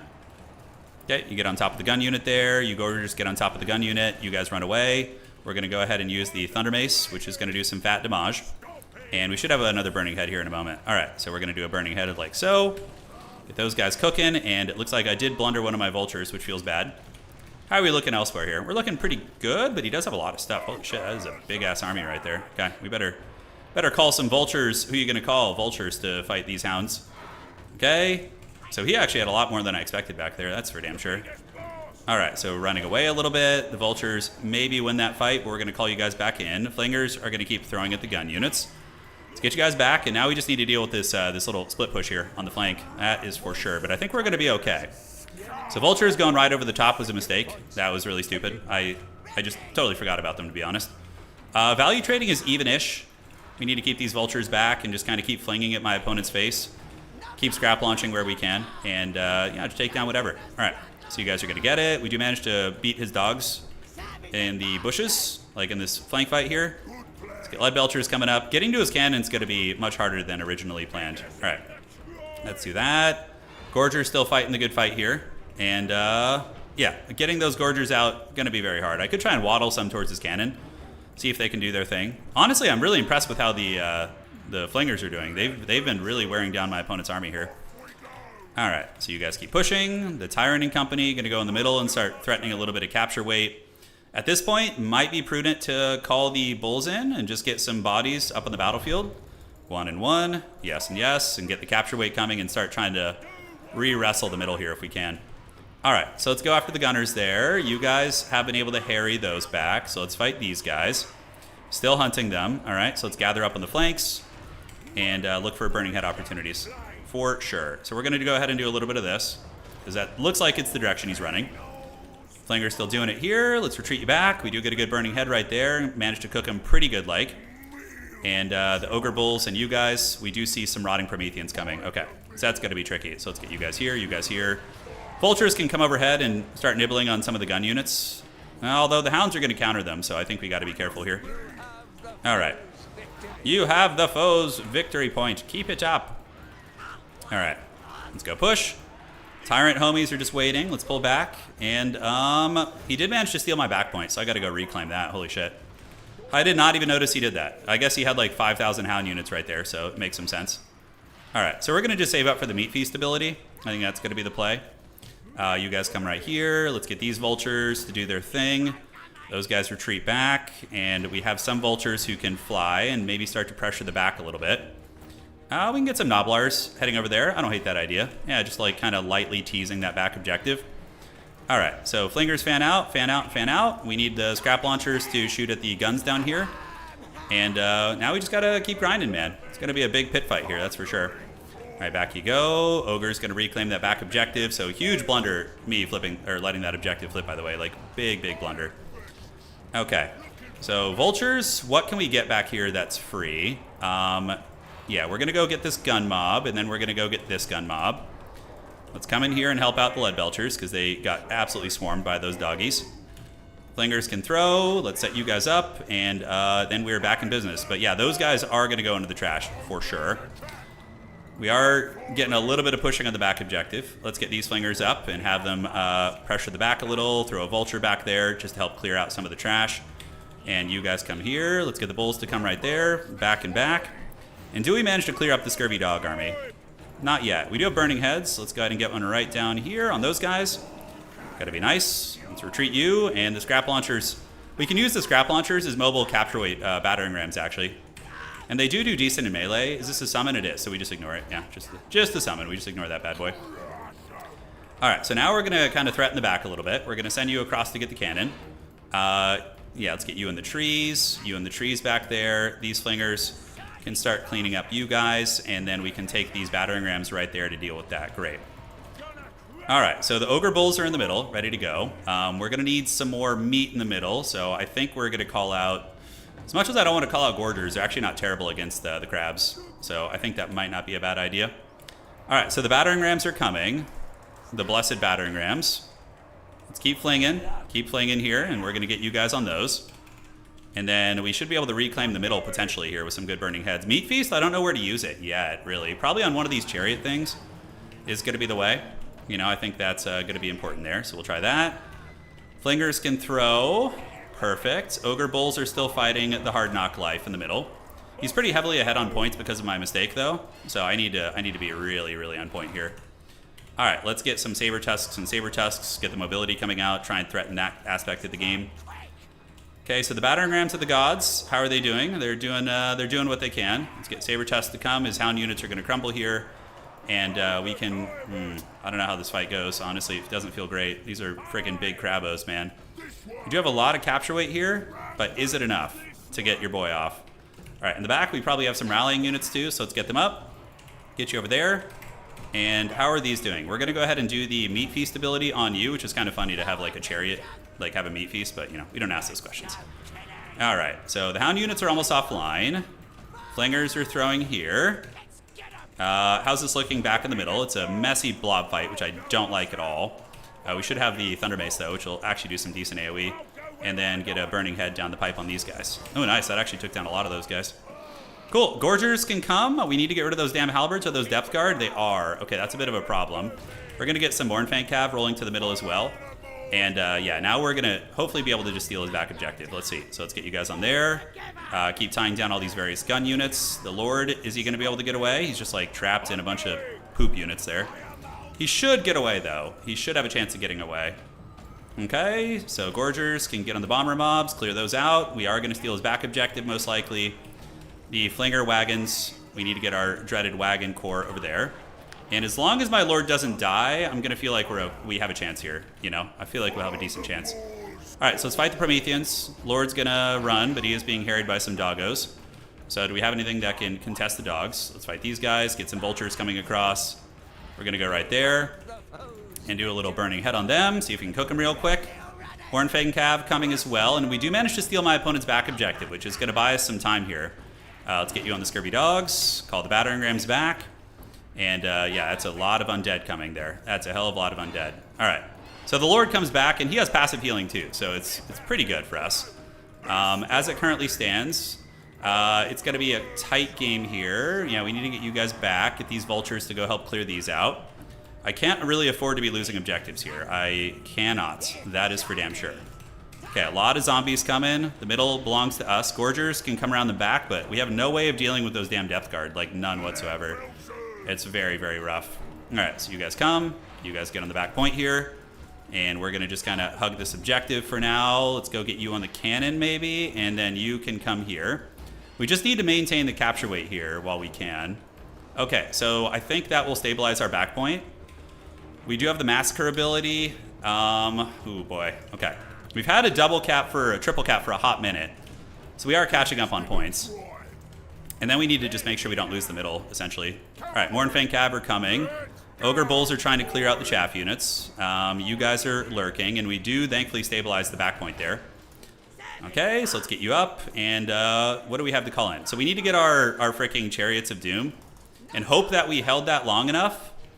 that we can then win on just the 2. I'll have to do the math here in a second, but yeah, we'll see. All right, so the Rotting Prometheans, let's get behind them there. And the big boy's able to do some good work. You guys shoot the Crabos. Let's get around the back here. And I'm going to call in Powder Guts, probably. I think that's going to be the play. All right, so you guys rotate to the middle, and you guys come around the back of the army. So we're going to get you guys on the back. You guys here on these guys, and let's get the Saber Test to go here too. And we're going to do a little Burning Head right here on these guys, and then we can pop Massacre as well, which is going to give our whole army a huge buff. We don't care too much about the Lead Belchers at this point. They don't really bring a whole lot to the table. All right, I think we're in a position where we can just win on just these. It's really close, actually. It's really, really close. But if we can just also win the middle fight, then we should be able to drive them off the back here. We'll have to see. Let's get you guys in the mix. Bring you in. Noctilus stands alone. The Death Guard getting overwhelmed. And, yeah, we still have pressure on this back point. It's not like we're hopeless here either. The Burning Head was pretty good. Killing Noctilus is going to be very difficult. Man, I think he just barely wins on the 1. Are you sure? I think it's hard to say. I'm going to have to look here in a minute. I'm too focused on micro to really pay close attention there. Okay, so we might need to make a bro push for his back point. Yeah, I think we're okay.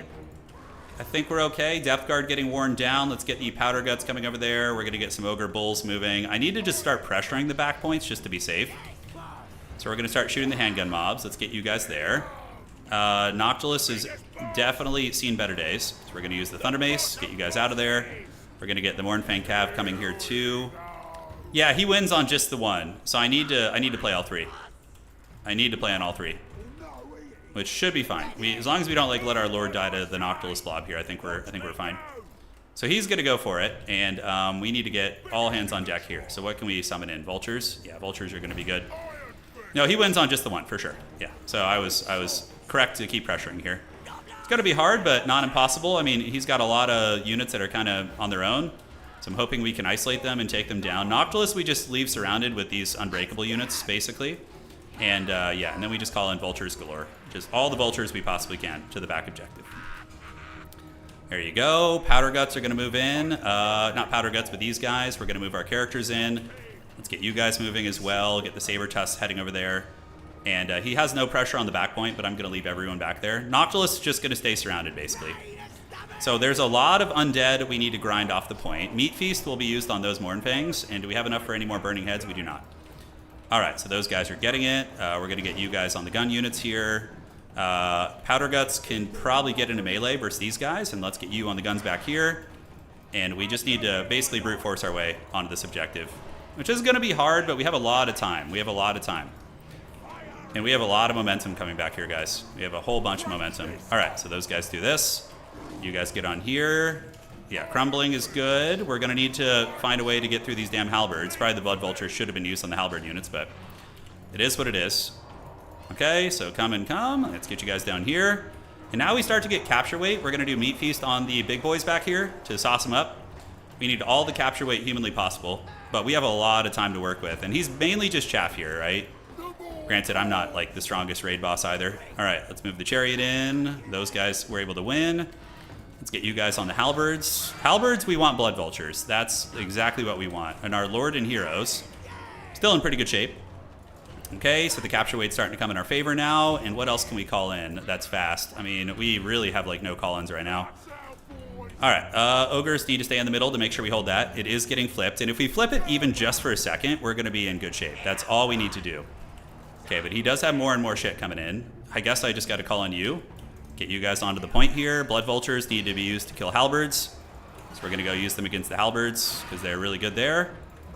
What I would give for a Burning Head, by the way, if I could just get like a Burning Head. Oh my god. So he's going to try and ninja the back point here, but I should be able to respond with some Saber Tusks here just in case. I think it's just one Hound unit. Did Noctilus die? Did we kill Noctilus? No way. Okay, so we get the point.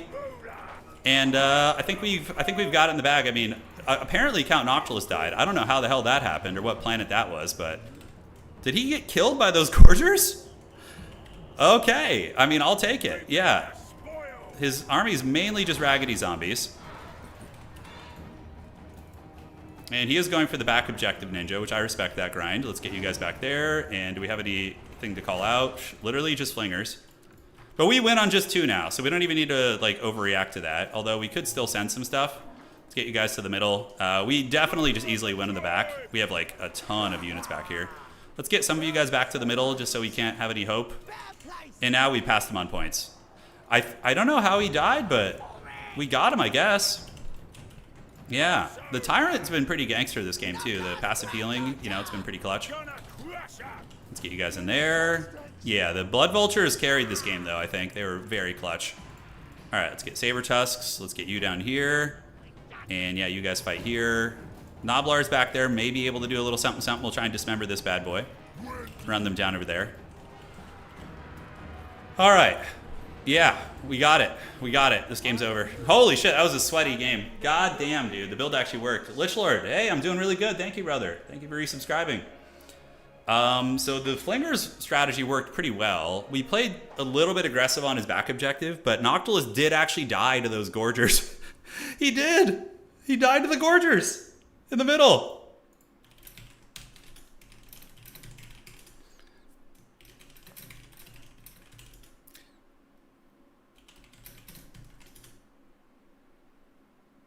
Okay. So we still got it, baby. Still got it. Noctilus, are we Zulu-hooing tonight? No, we're Big Chungusing tonight. All right, that's going to be 1-0. Good game to my opponent. Good scrappy match, and that's going to be Ogre Kingdom. So we're 3-1, which is good. So, hey, at least we have a winning record. That's always my goal. I thought you were dead. I know. It looked a little sketchy there for a while. The scrap throwers were fun. Yeah, I had fun with the scrap throwers. They killed a lot, and then they were able to be used as chariots later on. Ogre Kingdoms versus Vampire Coast. Yes.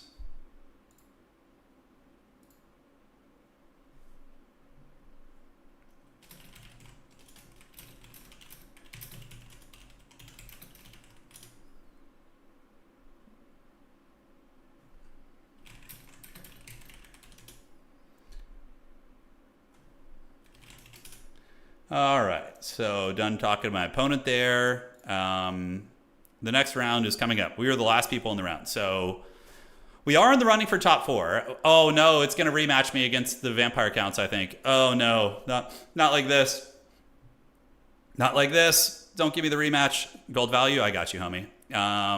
500, 600, and 800. But remember, they crumbled a lot of units, which doesn't count towards their damage, and they also were used as chariot capture weight later on. So yeah, they weren't terrible. Gorgers, whoa, look at the Gorgers. 2,900 value, feasting on Noctilus, I guess. Oh my God. Look at that, holy shit. Yeah, that's some good shit right there, man. And Blood Vultures are just such a menace in that matchup. They are, yeah. Okay.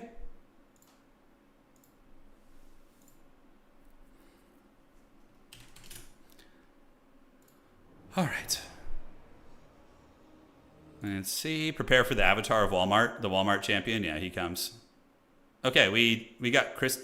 We get a rematch versus Christopher. I think we played him earlier. Oh, we got a Chaos Dwarf rematch, I think. Yo, rematch. Look, of all the rematches, that's the one I would want. Because Chaos Dwarves are, it's a fine matchup for Ogres. Playing against Vampire Counts, no thank you. I'm good. W Zenya. The Chumbawamba tribe. Oh my. Meat gets knocked down again, but gets picked back up. It does. All right. So he's coming. Ogres. And who's banning the maps? Let's see what the maps look like. I feel like I got to switch up my build. If the tournament was ending now, we'd make top 4. That would be cool. But alas, we have to play another round. I don't know how Noctilus got killed. I guess the Gorgers got him. Vampire counts tend to just counter Ogres. Yeah, they have a lot of... They just push you down, and it's hard to wrestle through their chaff with your bulls. There's a lot of variables to it. It's kind of a long explanation, but... all right, so waiting on him to ban the map. You ban first. So we got Dwarfs again, and it's going to be the Chunguses. How did we win last time? Yeah, we... Oh, we did the Scrag build against him last time. That's right. It was Scragging time. Yeah, he got scragged. I remember. It's all coming back to me now. You're getting overwhelmed right now, dude? Hell yeah. Let's go. So if we win this, we make top 4. If we lose it, then we had a 3-2 run, which wasn't too terrible. But I think we have a decent chance. We have, I mean, the top 4 is literally like a death sentence. We have Daniken and Anticity who are there, going to be waiting there for sure. So, yeah, that's going to be rough. Okay, so waiting to see what map. Borderland Landing, the Arena, or Isle of the Forgotten Kings. Sure thing. My opponent says they need a minute. Anyone know the best faction for newer players? Norska is really good, Peter. Yeah, if you like badass Warhammer Vikings with Chaos Infusion, just play Norska. Norska is really fun, pretty dynamic. They got a lot of cool shit, and they're about to get buffed too. So, and new units. 100% recommend Norska.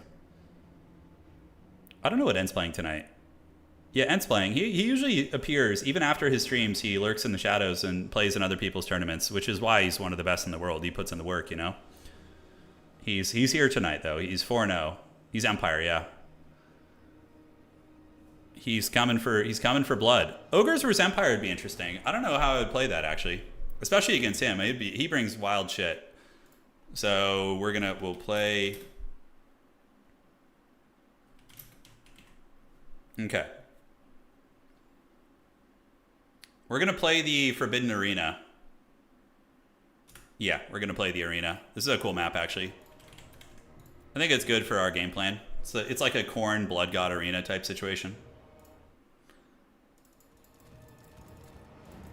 Okay, it's all Ogre now.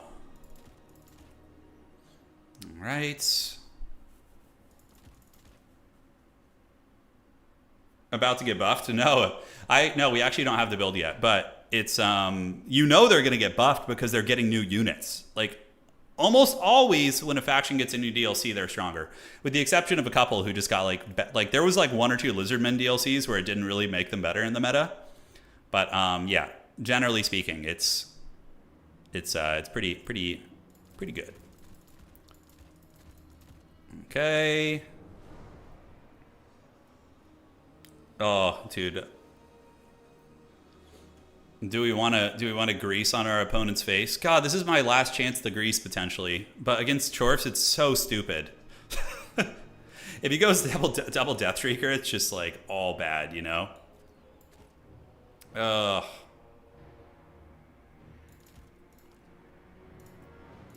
Okay. So we're gonna do that. Bring this.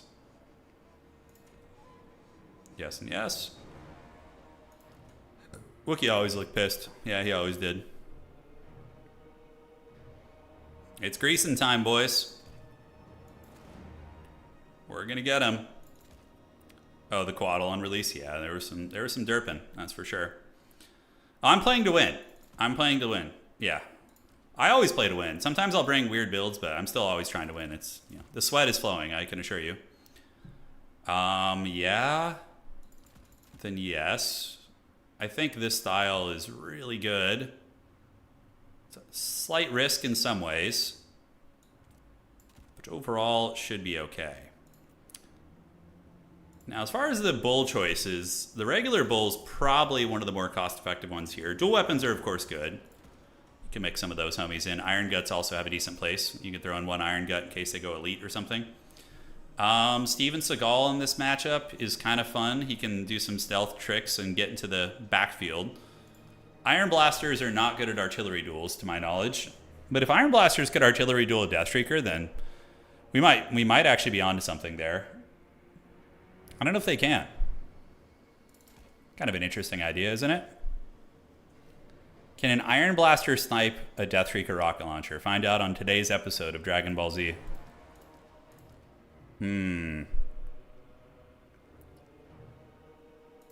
Yeah. 200 range there.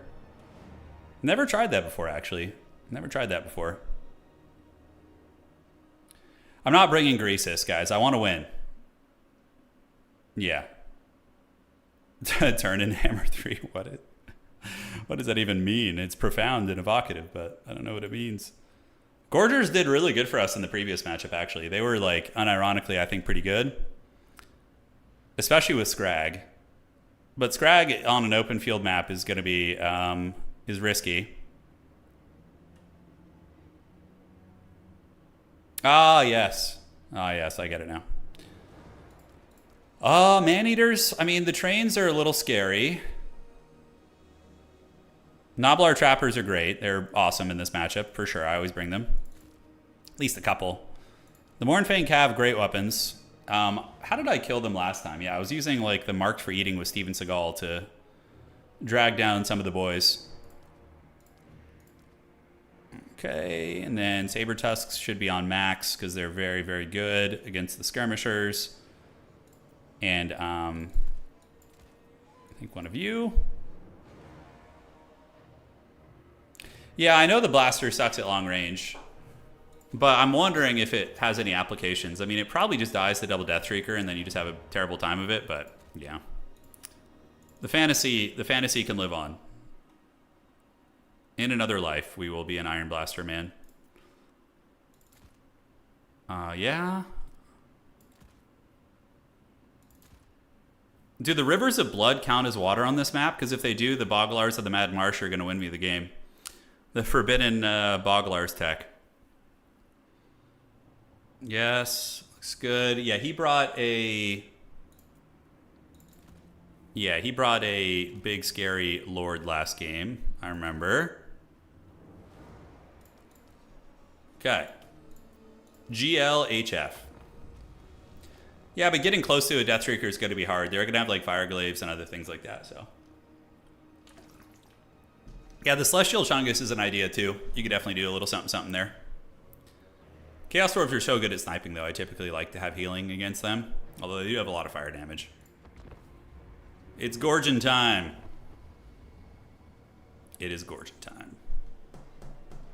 Yeah, Heaven's Caster, the Ogres do have Heaven's Magic, which is a little bit funky. The arena is a big old brawler map. I think there's some weird hills on this map, if I remember correctly. I'm trying to remember it, like the exact layout. I mean, you could go scrap our Team 6. Aquatics plus... Aquatics plus... Yeah, I know, I'm going to use the water if there is. Like the Ogres, we're going to use every tool we can. There we go, and there we go. That's actually not terrible here. Can mix that one in. Did the stream crash?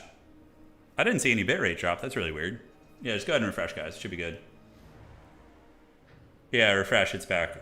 I don't know what the hell is going on. That was... Oh, it was only on... Very weird. It was like a hiccup. F in cursive. The fabled semi-crash, yeah. So, we win this, we go top 4, guys. I mean, that's about as straightforward as it gets. Brag the Gutsman. It was tempting. If this wasn't like all the marbles on the line for the tourney, I would probably bring Brag to try him out, but too risky, I think. Too risky. So after this, guys, for anybody joining, we have semifinals and then grand finals. No issues on YouTube for you? Yeah. Nice, man. Nice. Let's go. Kind of tempted to do a double tournament. I wanted to do a 2v2 faction war. I thought that'd be really fun. Get like 2 players together and do... I'd be curious to test it, but with the lag, it's so sketchy. Maybe we'd have to do it via replays or something. Yeah, Urandans against the... If they're watching, they can dodge it. The Heaven's Magic stuff, they can usually juke you out and dodge you pretty good. Okay, looking nice. GLHF. It's Gorgon time, man. People sleep on Gorgers. I think they're underrated. Speaking of, do I want to bring more? Probably not. Probably not a good idea. It's time for Brag the Gutsman. No, Steven Seagal just is way better than Brag the Gutsman. He's just really, really useful with that mark, the mark for eating ability. Whereas Brag is mostly has like selfish abilities that require him to be close range. Yeah. Gorgers are so cool. They are. They're very fun. Pro tip, do not try and sleep on top of the Gorgers, yeah. Getting pinged for something here. Let's make sure we're all good and find my opponent. All right. Let's see what the Dread Christopher's got. How many of you homies in chat have been playing the Heroes of Might Magic games? The new Heroes Olden Era? If so, what is your favorite hero and strategy? I'm curious to see what the homies are all playing. I found some forbidden ass strategies in that game. A couple of heroes that I just think are super cracked. Oh, I should probably ready up. Okay, I don't think he's waiting for me.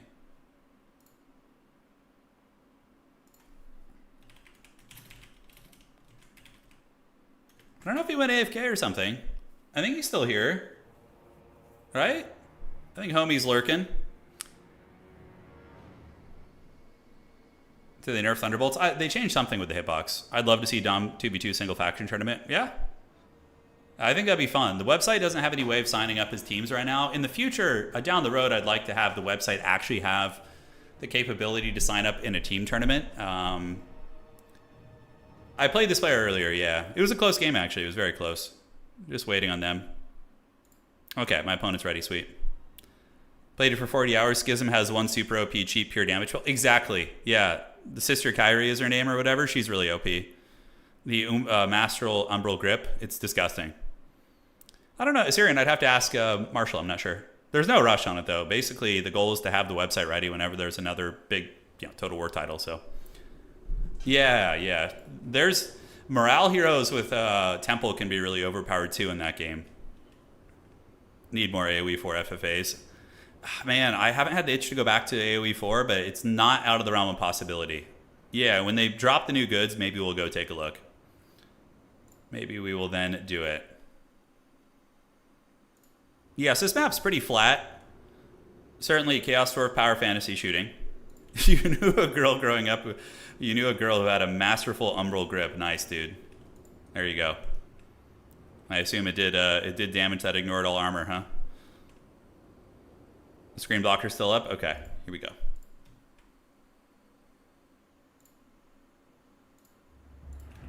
So we went more Ogre Kawa Ungabunga today. Oh shit, there's water. Can we Vanguard in it? We can't. Feels bad. Alright. Oh man, the Vanguard points on this map are pretty limiting actually. So we could do like one Vanguard over here with these guys. There's a chance he's going to deploy his boys. They're just lagging? I don't know. Maybe a little bit of lag here. We've had some suspicious connections tonight, not going to lie. Alright, so let's get you up. And you up. Man, oh man, what is going on with the lag tonight? Had several opponents who've been very laggy. Maybe, I mean, it's on... I don't see my bitrate dropping, so maybe it's on my end. I don't know. Don't want to just blame them. Alright, hopefully it will subside here in a minute. So we're going to get you. We're going to get you out here. And we're going to get you out here as well. Yeah, but I think it counts as water. Like the rivers of blood. I think it will. You know, I think we've got a little something cooking there. Okay, I mean, this is playable, albeit very laggy. Okay, let's get you there and you there. And we're going to get some belching of the lead. Lead belchers and lead belchers, so get you in 2 and you in 3. It feels like the internet still hasn't recovered since Amazon took it down for a whole week. Oh, is that something to do with Amazon, really? Yeah, I don't know all the deets. I mean, if we get ambushed here, I think we're okay. By wolf riders, the trappers can probably win, and then we can call in. Oh shit, I forgot saber tusks. Oh man, no, I didn't. Okay, they're here. For a second, I was like, I thought I forgot like a super essential unit. So yeah, your Discord Herald just reposted your live. Yeah, it does that when there's weird internet hiccups. Sorry about that. I guess it's a second reminder.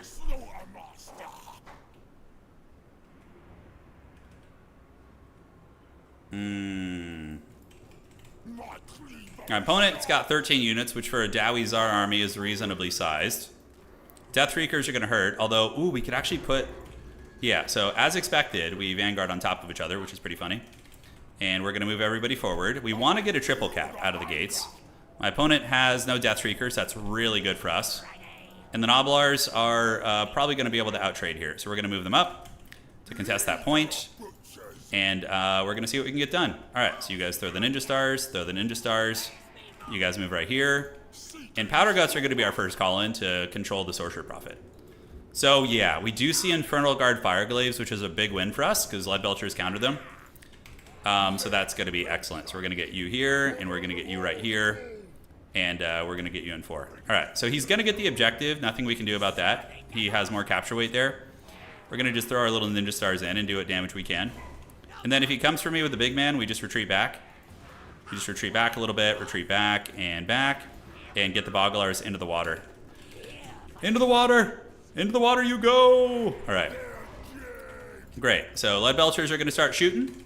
We're going to get our clutches on all the objectives. So let's get you guys out here, you guys over here, here and here, and let's get the bulls over there as well. A couple little Noblars doing it. Now we just scatter to the winds. Now what the hell is that? That is a Bull Centaur Taruk. So we're going to need to Last Samurai U, and get some Pigback Riders coming over this way. And then first things first, we need to get Powder Guts out to deal with them. So they are getting it pretty good. We want to get you in there. We have the 2 objectives. The Taruk is eating it pretty good, and he's going to take some fat damage from the what's it called, the Pigback Riders actually. All right, so he's diving me, which is pretty crunk. We're going to set you guys up, get these bulls ready, get one over here, and you little trappers can park here. So far, so good, and now we're going to get hit by something here. I don't know what the hell that is, but it's nothing friendly, that's for sure.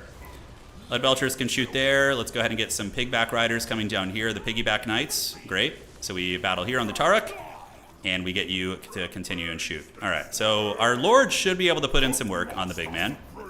Get the Pigback Riders in there. The Noblars, just waiting in the wings. Let's get them on the low ground here. And if we win against his dive here, then we kind of just win the game. He's going to have a really hard time recovering from this. He'll never financially recover from this one. All right, so you guys do that. Get these Lead Belchers back. The enemy Lord is having a terrible time of it. He's super low, and the Taruk is losing to my Giga Chad Slaughtermaster, which is excellent. So we're going to loop you around the back of the army here, pull you guys back, get Noblars and Noblars on the low ground. And we got the Taruk down. That's great. So now we can shoot the enemy Lord, put him in the trash can. And we just focus on the high ground fighting here, basically. Is that a train? It is going to be a pain train. All right, so what we can do now is get both Lead Belchers to focus you down. We need to wait for him to push with his shooting before we get too crazy. Let's get you guys back and back. Get you guys around the outside, and we're going to start shooting that pain train here in a minute. As soon as we can. All right, enemy Lord is on death's bed. It's Palpatine right now. It's too weak. All right, so we're going to get these guys, and we can call in some Gorgers in the Vanguard, actually. They can come in and just annihilate these Chaos Dwarf Infantry. All right, let's shoot there. We got Pigback Riders waiting, and we have been able to sneak around and pressure his Fireglaves a little bit, which is cute. All right, so the Lord is running. The Pain Train is probably going to die as well. It's in my backfield. Yeah, we got that thing on lock. The Taruk has returned. Somehow the Palpatine Taruk is here. Okay. Let's just keep going. Keep Lead Belchering that thing. It's not looking super good. Yeah, and I think we get his train and his Taruk, and he's just going to be too far behind. He's just got to be way too far behind here. So let's fan out so we don't get caught in AoEs. Keep these guys back. And the Taruk is about to die. The train is probably not long for this world either. Let's get the Lead Belcher. It can start shooting again at the enemy Lord here. You guys go there. You guys go here. Gorgers are ripping and tearing, and we can start calling in bulls to threaten a triple cap here. That's going to be the play. Because with this value lead, we really want to take advantage of that. Okay, so the train is going to die. We're going to have both Lead Belchers online. Enemy Lord has seen better days. That is for damn sure. And we're going to get you guys out. Try and dodge that Flames of Asgore. Use the big healthy treats there. And we do dodge it, which is excellent. So now you guys form up. And I think we got this one. Yeah, I think we're in good shape. We do see some Bull Centaurs coming in, or is it Kadai Fireborn? It's Fireborn, okay. So against the Fireborn, just Ogre Bulls and Pigbacks are going to be the play. We haven't had to use any healing yet. I could use a Troll Guts to just top you boys off. Let's get you back on the ramps, We're going to move you in. And now we just need to get on top of his Fireglaves. If we can get on top of the Fireglaves, he basically just is cooked. Fireglaves hate being in melee with like chaff units, especially like Noblars, basically. It's just all bad news for them. All right, so the Lead Belchers are going to set up. We're going to get a triple cap here now, probably. His Lord is in huge danger. So we're going to move our character over there and go after him a little bit. Just get on top of the Fireglaive with everything, including chaff units, and steamroll that objective. And yeah, he does have another fire glaive over there. We can get him with these and get him with these. And then we can use the brain goblet to try and break leadership if we need to, but we don't need to quite yet. All right, Gorger, do your thing. Lead Belchers are still shooting happily, so we can just get them to rip shots into the Kadai Fireborn here. Let's get you around the side. Those guys are going to get it. And yeah, now I think our big boys are nearby. Where the hell did they go? There they are. All right, they got caught up. We need to get them on the Sorcerer Prophet of Hashut. All right, so we're going to need to heal our boy soon. He did take some unwanted damage. That is for sure. Any ninja attempts on the outside? Doesn't look like it. So we'll unsummon you. Steamroll these Chaos Dwarf Warriors. Looks fine.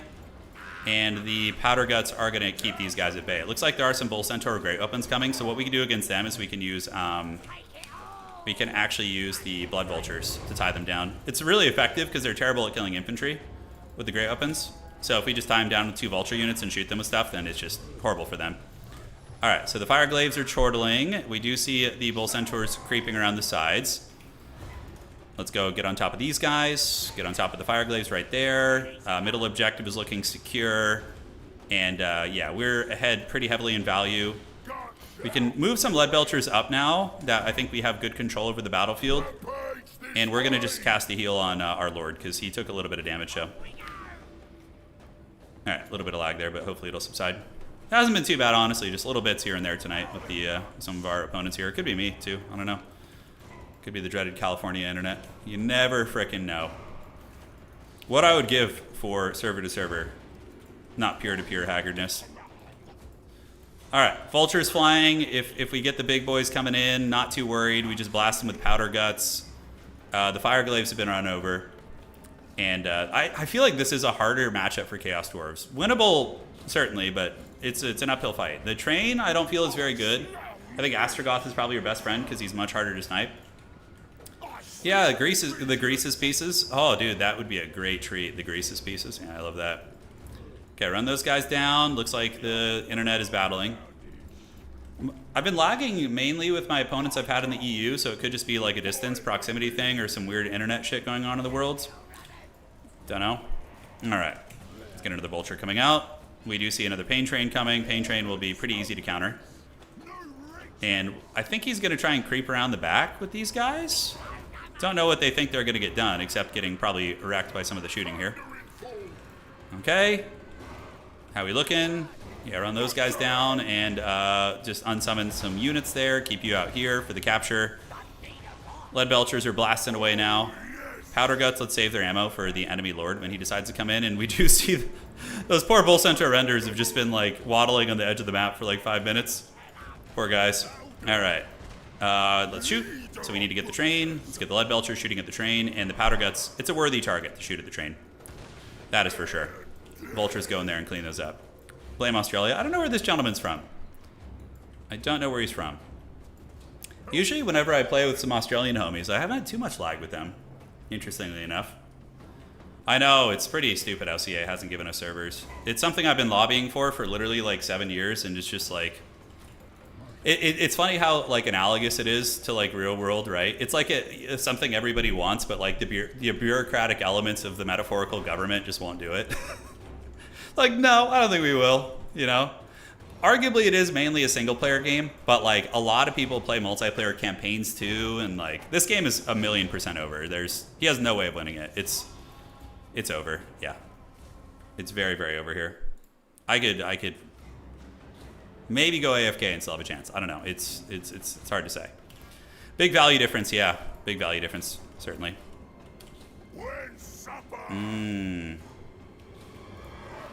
Yeah, I have a internet monitor thing that tells me if I'm dropping frames and lagging, and I don't think I am. It doesn't say I am.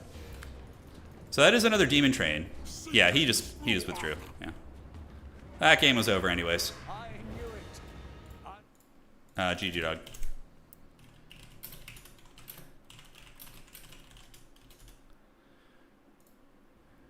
Yeah, it didn't lag at all till the end. Most of the early battling was good, but I mean, South America, copy.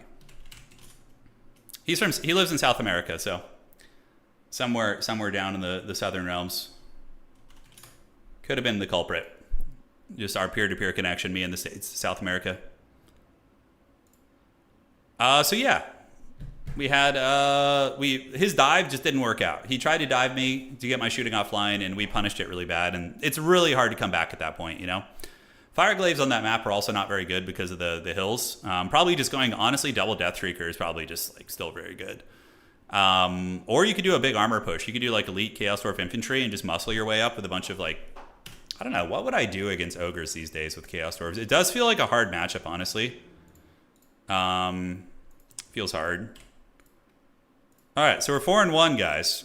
Pretty good run tonight. Ogres are just strong, so we're able to compensate for our lack of knowledge. I mean, with a 4-1 record, we should make top 4. You never know, though. You never frickin' know. Okay, so yeah, we're going to be playing some big dogs here. Now, Taroks are very niche. Okay, so if I was like mad tinfoil hat theory crafting against ogres, maybe like a build like this would catch them off guard, like an armor wall. Like my build didn't have great answers for dealing with this, you know. Then you max out on these guys, obviously a bull centaur. I like the skirmishers, and then who would you bring for a lord? Probably Astro Chad. Just bring him with just Flamestorm to clear out Noblars and call it a day. Kindle Flame's always good, and then we cut those. Okay, so then we can get a couple unpaid interns. Like, I almost wonder about a build like this. Right? Like, 4 Giga Chad Infernal Guards, some Chorf Warriors. It'd be very tough to chew through this. Right? I don't know. I mean, maybe Bolt Thrower experimenting is something worth considering, but I don't think so. Astro Chad is very good, though, but this matchup does feel hard. It feels hard for Chorfs. Like, I felt very comfortable. You could also maybe get, like, a Great Taurus as, like, a cheap magic missile piece, so you just use this thing to go chase, like, Lead Belchers around, like a Manticore of sorts. That's an interesting idea. And then just, like, a lot of capture weight to play, like, a stuffing strategy against your opponent here. We could do, like, 1 Fireglaive in reserve. The trains I don't think are very good. Arguably, Soul of Damnation could be a very strong piece. You know? Yeah, we'll see. We will see. Okay, refreshing. Still waiting. Oh, Daniken and Anticity are playing right now. That's a sweaty battle. That's a real sweaty one, dude. Daniken and Anticity, those guys are probably drenched. They probably both have put on 10 pounds of sweat just like on their bodies as they play that game. That is a very sweaty one. Daniken, I wonder if he's playing Dark Elves tonight. Let me see.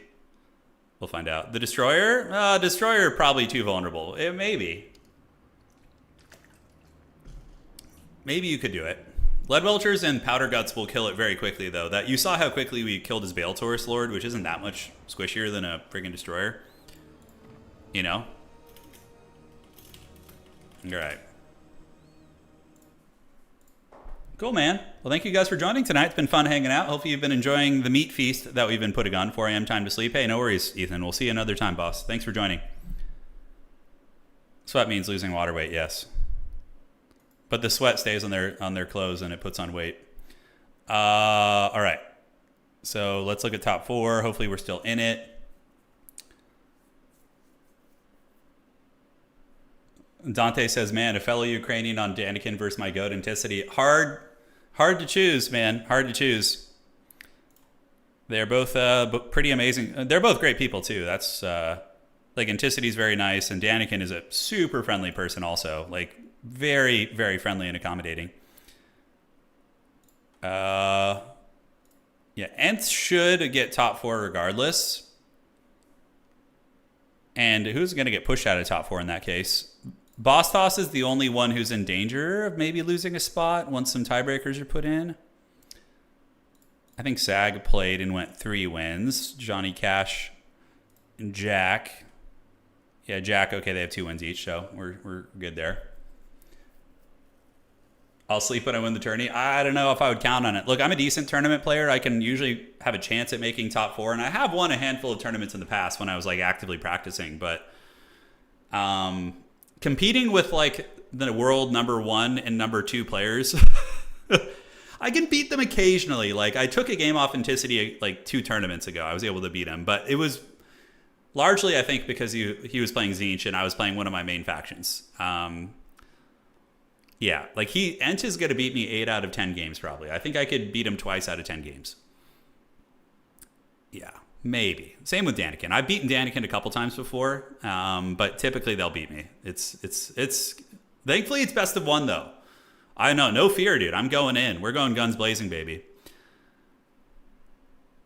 Yeah. Oh yeah, for sure, dude. For sure.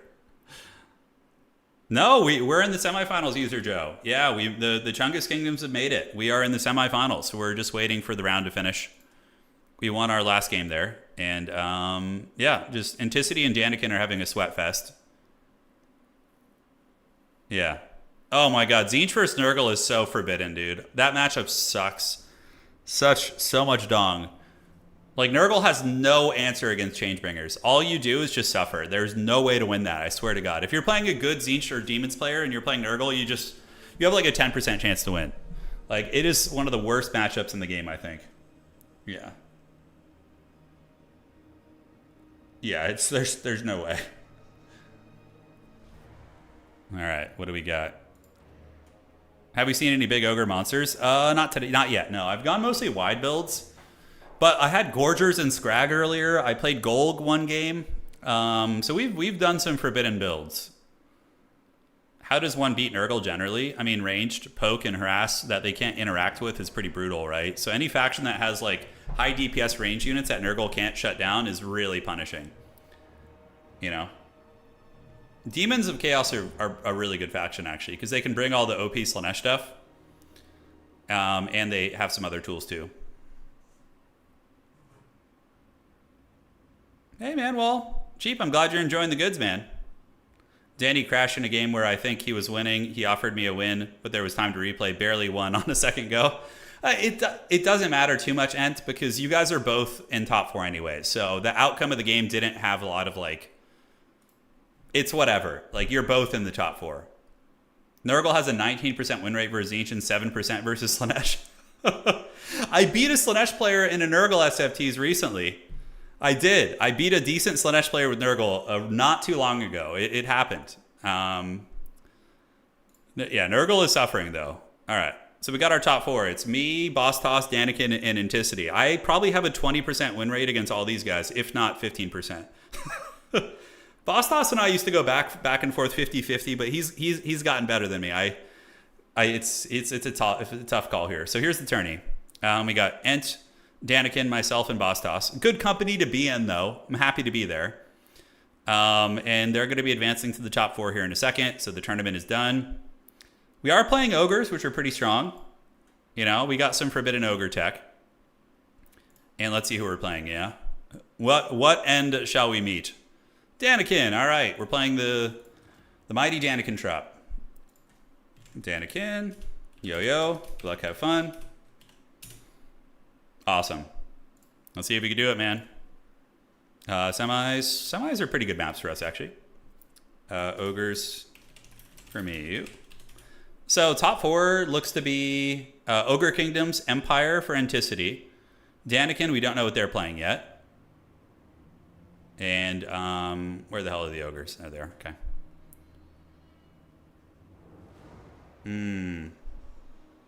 Good, Anakin. Perfect.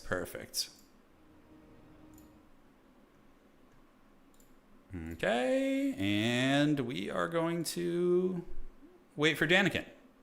We'll see if they return. Now I win no matter who wins. Yeah, it's a win for everybody, Dante. That's right. All right, so Boss Toss and Enter are going to have a sweat fest over there, and we will try and be sweaty here. I will bring what I think is good. And, yeah. I don't know where Daniken went. He disappeared in the shadows. You sent the maps over and everything. Just watched your Learning Vampire Coast video and was wondering on how many matchups they had and if... Yeah, no, I mean, dude, Dan, Vampire Coast is pretty good in Dom. We can look at the stats. We have the power! Power of Grayskull. So Vampire Coast has a 54% win rate. They're actually ranked among some of the top factions. You can see their bad matchups and their good ones. Yeah, Coast is pretty damn good. I mean, they're hard to play, but they're good, I think, in the hands of the right players. Oh, dude, you know ogres get the most disgusting meat sweats. Like, if you've ever been in, like, Texas and, like, a hot Texas humid... Like, let's say, like, a Texas summer storm, like, hot, humid weather, and you see, like, some just heavy-duty southerner just putting down some Texas barbecue and sweating afterwards. That is Ogre Kingdoms. And I would know, because my grandparents used to own a steakhouse in Texas. I spent some summertime there and saw the glory. I saw some big old boys putting down those barbecues. All right. Let's see. Daniken, are you still here? I'm being pinged for something. Let me ping Daniken, see if they arrive. Hunting them down, and cool. Meat sweats is such like a gross concept, you know? You think about it, just like, oh man. Southern barbecue in general, Texas barbecue is very, very good. It's yeah, it's heavy though, man. If you're eating that in your regular diet and then you're having like sweet tea, like Southern sweet tea, dude, oh, you're just gonna become such an ogre. You're gonna become such an ogre. It's hardcore. Nothing there. I don't know where Daniken went. They might be AFK. Am I just gonna get a mulligan to the finals? I don't want that. I want to earn it, you know? Where are you? Carolina barbecue. Never had it. Brazilian steakhouses are also a good way to get the meat sweats. I don't think I've ever been to a Brazilian steakhouse. I know somebody in the Total War community like runs a Brazilian steakhouse, I think. Like their family runs one or something. Oh, is it Dov? Might be. This is the Haggard discussion you tune in for. Yeah, this is what we do here, man. Still nothing. Opponent's AFK. They are gone in the shadows. You know what I think my favorite part about the barbecue is? I mean, the meats are great and all, but like good Southern cornbread with just like doused in butter is one of the most glorious things ever. Like you could just get me a full tray of it and I could just put it all down. Like, oh, buttery cornbread is so goddamn good. There he is. All right. Oh god, he's on his main faction. No. No, I was hoping he was playing off faction today. Oh, he's Dark Elves. Okay. One sec here.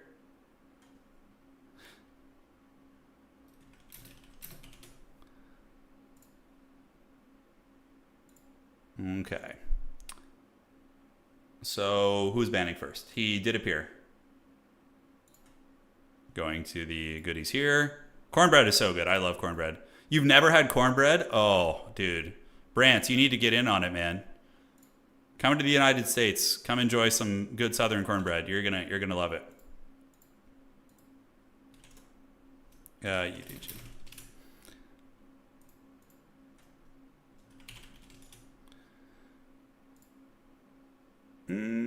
All right. I used to go to, so when I was a kid, I used to go to this like mom and pop diner we had in our town. I used to go by myself when I was like 11, 12 years old. I would go and there was like a grandma waitress there, probably like 70, something like that, and super friendly. And she saw me coming into the diner alone all the time and thought I was like just like some lonely child, even though I just like to go and read my fantasy books there. And she would give me free cornbread whenever I went in. It was like one of the most wholesome like 1998, 1999 memories. It was good times. All right, so what do you got here? Yes. Okay, so you ban. Okay, still waiting. My opponent has not joined the lobby yet, so we're going to be a little bit late on our game, but it's all good. He bans Glade of the Everqueen, Imperial Ambush, and Scalandir's Cave. Let's play Ambush. All right. GLHF. Put Turin pulling the Orphan card, yeah. All right. Okay, awesome sauce. Let's go. How dare you, Stardeath? I hate to break it to you. Oh, do we bring... Is it greasing? Do we try and grease up Daniken Trop? I don't know if Daniken will play that game. You know? I don't know if Daniken will allow us to grease them up. Like, bringing greases here is just such a throw. I should play smart, you know? Okay, what lores do we have access to? Yeah, that's pretty good, and that's pretty good too. Okay, and yeah. I think that's going to be solid. So we got to deal with like a bunch of Cold One Knights coming out, right? Or just bring Gorgers? Oh my god, no. No Gorgon today. Not here. All right, so we'll get you. And we're going to get a couple of these homies. And get one more of these. All right. Willie from The Simpsons, yeah. Groundskeeper Willie was one of my favorite characters back in the day. He was so good. Yeah. I remember there was a Halloween special with him, which was pretty funny. I can't remember the details. No, I'm trying to win, guys. I'm trying to win. I'm not going to bring Grease. I'm bringing what I think is like a good meta build to fight the homie here. Because Daniken's one of the best players in the world, and if you meme against them, then you're... Especially when he's on his main... Dude, this man, he literally plays Dark Elves like nonstop, wins countless tournaments with them. I can't like take any risks. I gotta... Because I'm already at a big disadvantage. You know? Let the Yetis feast? Yetis are kind of an interesting thing here. It's kind of interesting. Okay, so we got you guys looking good. Yes. Greases. Well, Greases is too slow. Daniken is a mobility player, so dealing with that is so rough, you know? Uh-huh. Yes, please. And what is next on the docket here? We got 600 gold left. Get one more of those homies. Only 500 for that. I don't know about Noblar Trappers here also. Thunder Tusks are not banned. Dark Elves are pretty good at killing them, though. They can just repeater crossbow them down, and Dark Shards and Shades. They have, like, a lot of very effective tools for that. So, yeah, I don't think that's a good idea. Okay, and bring one more of you guys, I think. All right, I think I'm ready. I don't hate this build. I think it's pretty good. You feel double Medusa coming? Fear... Oh, wrong map. We are on the Imperial ambush. Daniken's probably ready already. Let's see. Yeah.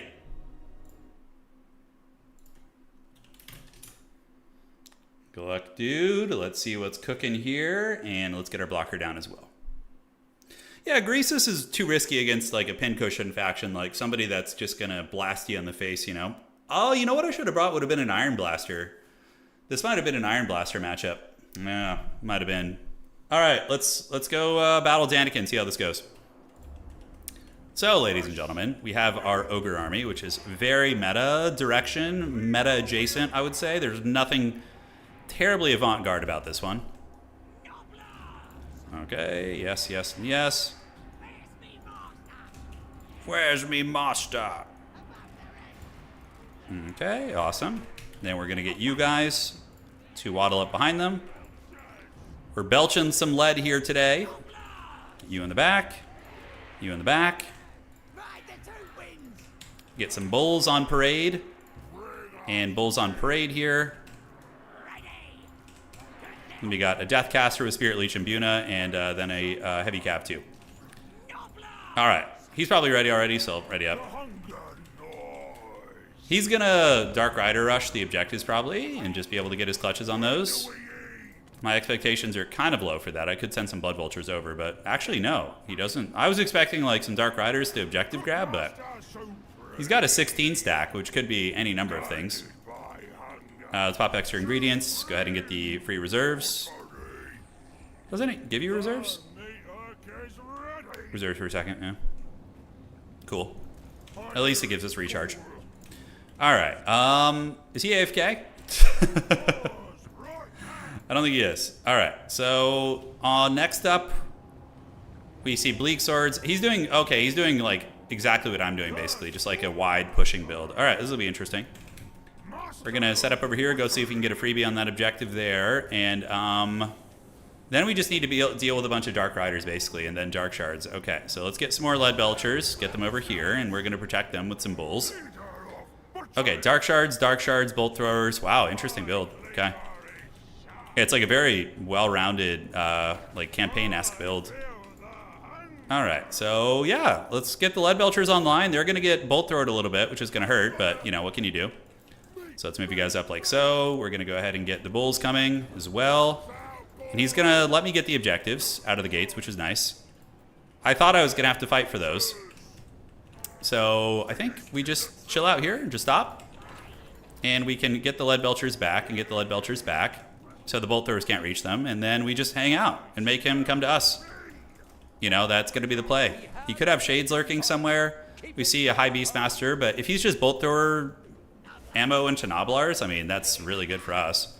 Okay, so let's get you back. We're going to get you back up on the hill. There we go. All right. And these Lead Belchers are going to be ready to shoot as well. Okay, so now we just save money.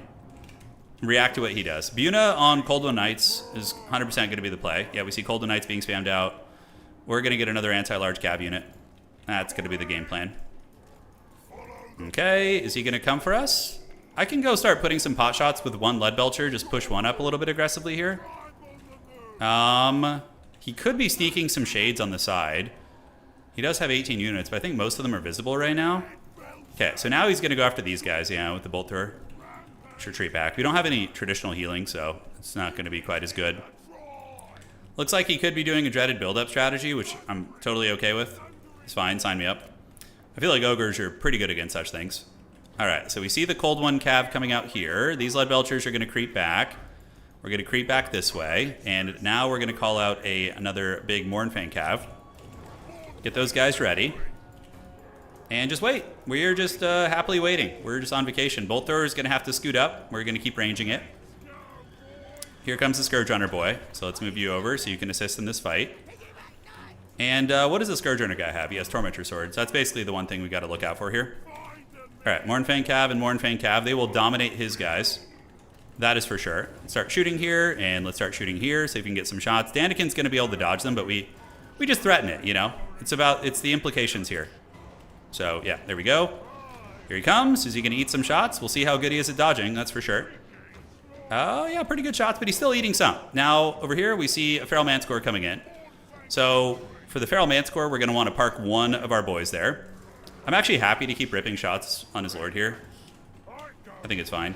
Yeah, because he's going to not be able to dodge all of them, and he is going to take some HP. And Dark Elves don't have any healing, so that's pretty good. All right, so let's get back, save a little bit of ammo, save a little bit of ammo here.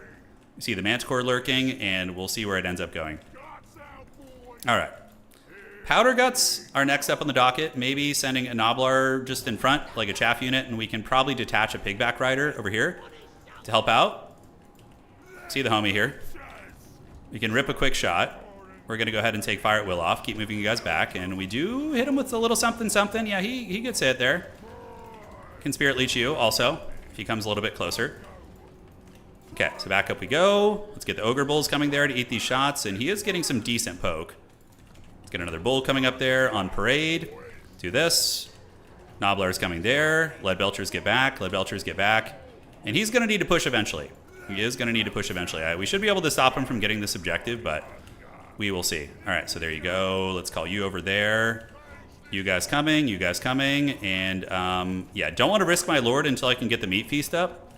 Then we can get a little bit crazy. All right, so how are we looking over here? We still have some Lead Belchers in position. Get them on the hill, and we can save up for the Blood Vultures here in a second. So we're going to shoot you and get you guys moving right there. Spirit Leech on this guy is fine if we can get in range. Let's see if we can. Okay, he's taking some HP damage. He lost his capture weight. So here we go. Here we go. Let's pull you back. Get you guys back up on the hill. Get another Bull unit over there on standby. And just keep the trading going. So how much ammo does his Bolt Thrower have? It's very, very forward right now, actually. We could even try and go blast it right there, the way he's playing. All right, so we're going to get this. Get you guys here. Get you guys here. We do get a Spirit Leech on his Lord, and now we're going to get Doom Bolted. Feels bad. If he does snipe my Lord that early, I might just need to hide in the trees, like sit back here and avoid some of those shots, but we are getting a big points lead, so that is nice. All right, Mournfang and Mournfang are lurking. We are... Oh, our Leadbelcher got in range of his bolt thrower. Nice. So my Gambit over there did pay dividends by forcing him to scoot forward like that. Pretty big. All right, so next up, what do we have? Powder Guts. Powder Guts can come and definitely do some nasty poke. Look at that. We're hammering his army right there. That feels really good. That's very, very good. All right, so yeah, the Cav are thinking about coming in. Leadbelcher can shoot the Manticore, try and rampage that thing. We're going to see what he decides to do here. Powder Guts can also shoot. We're able to get it down pretty low.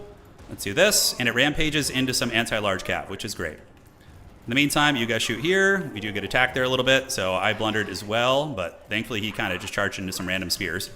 So that's going to give me a fighting chance here. We're going to go ahead and hit you with this, and we're going to try and get you with that.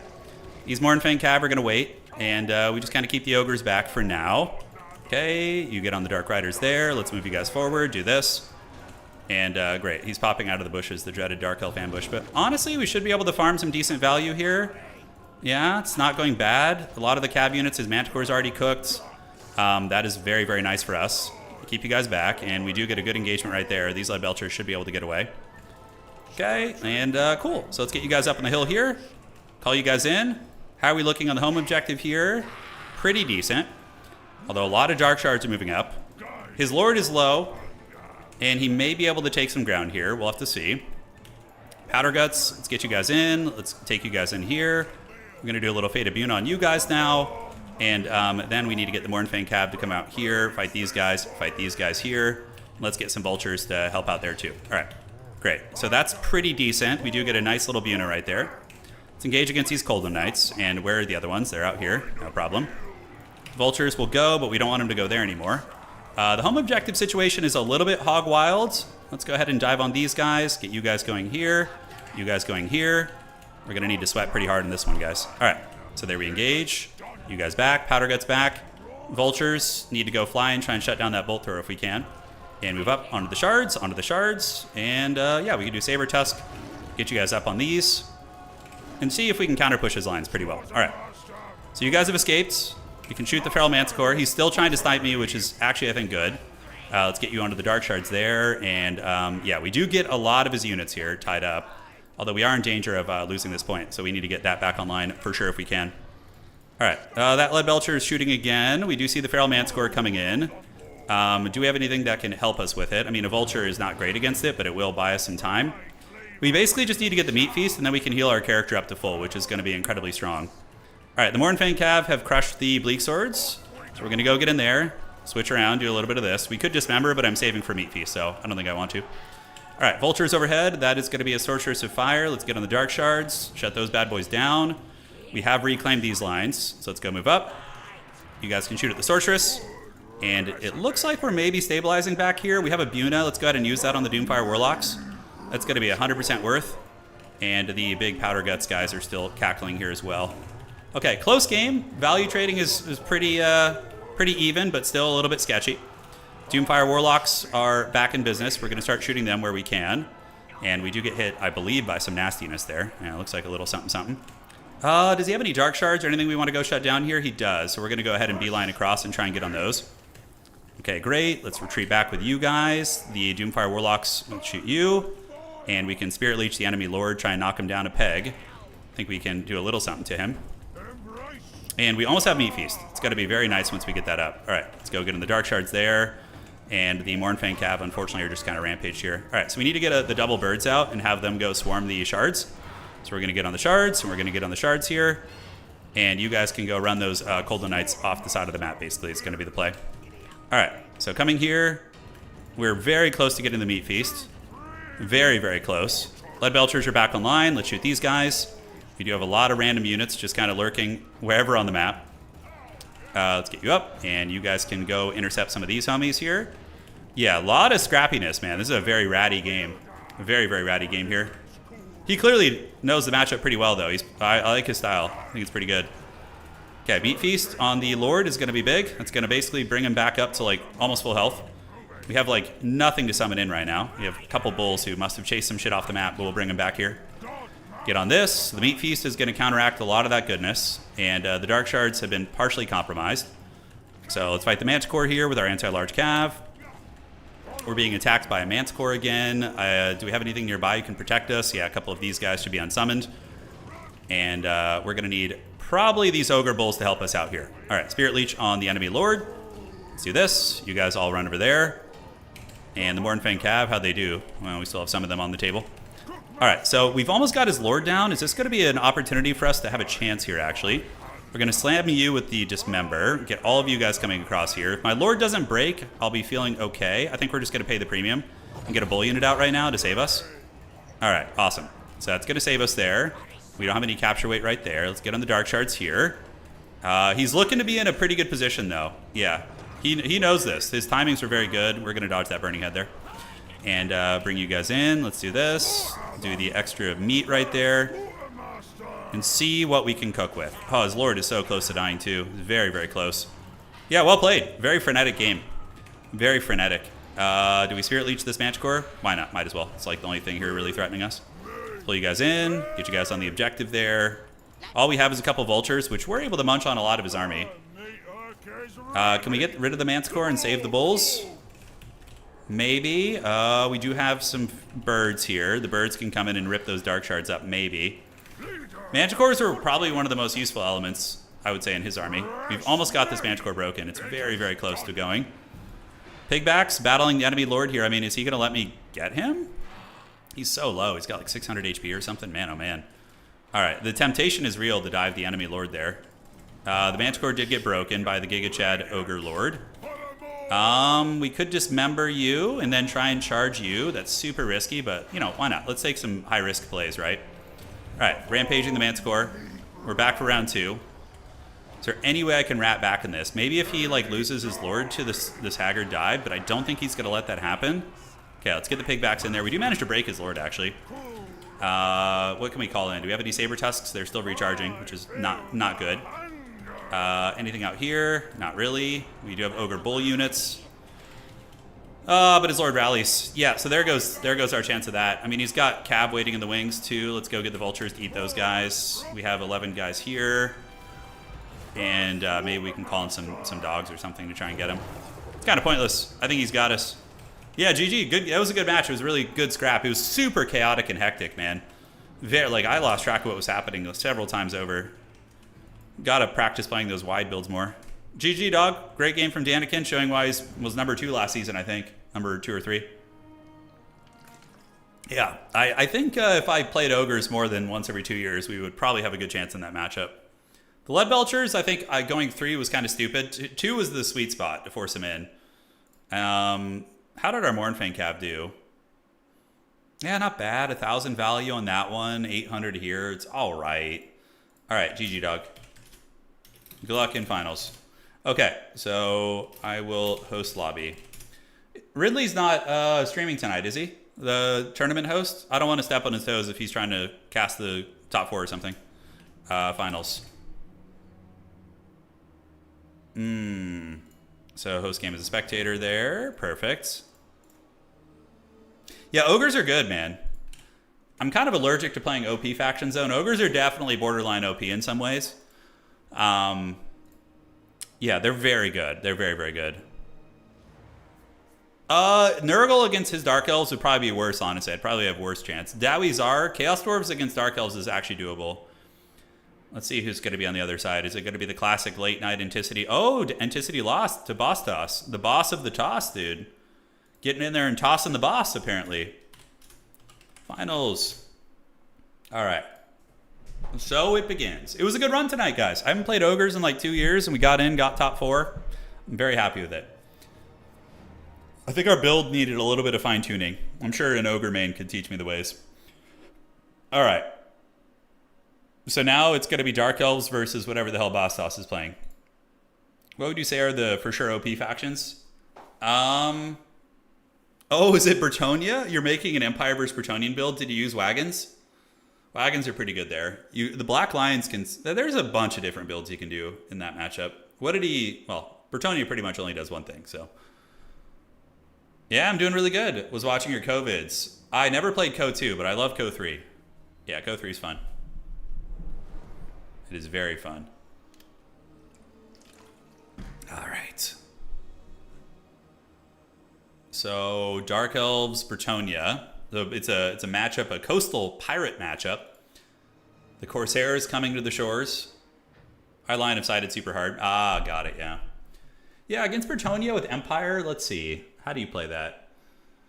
I personally like bringing like 2 Hochland long rifles.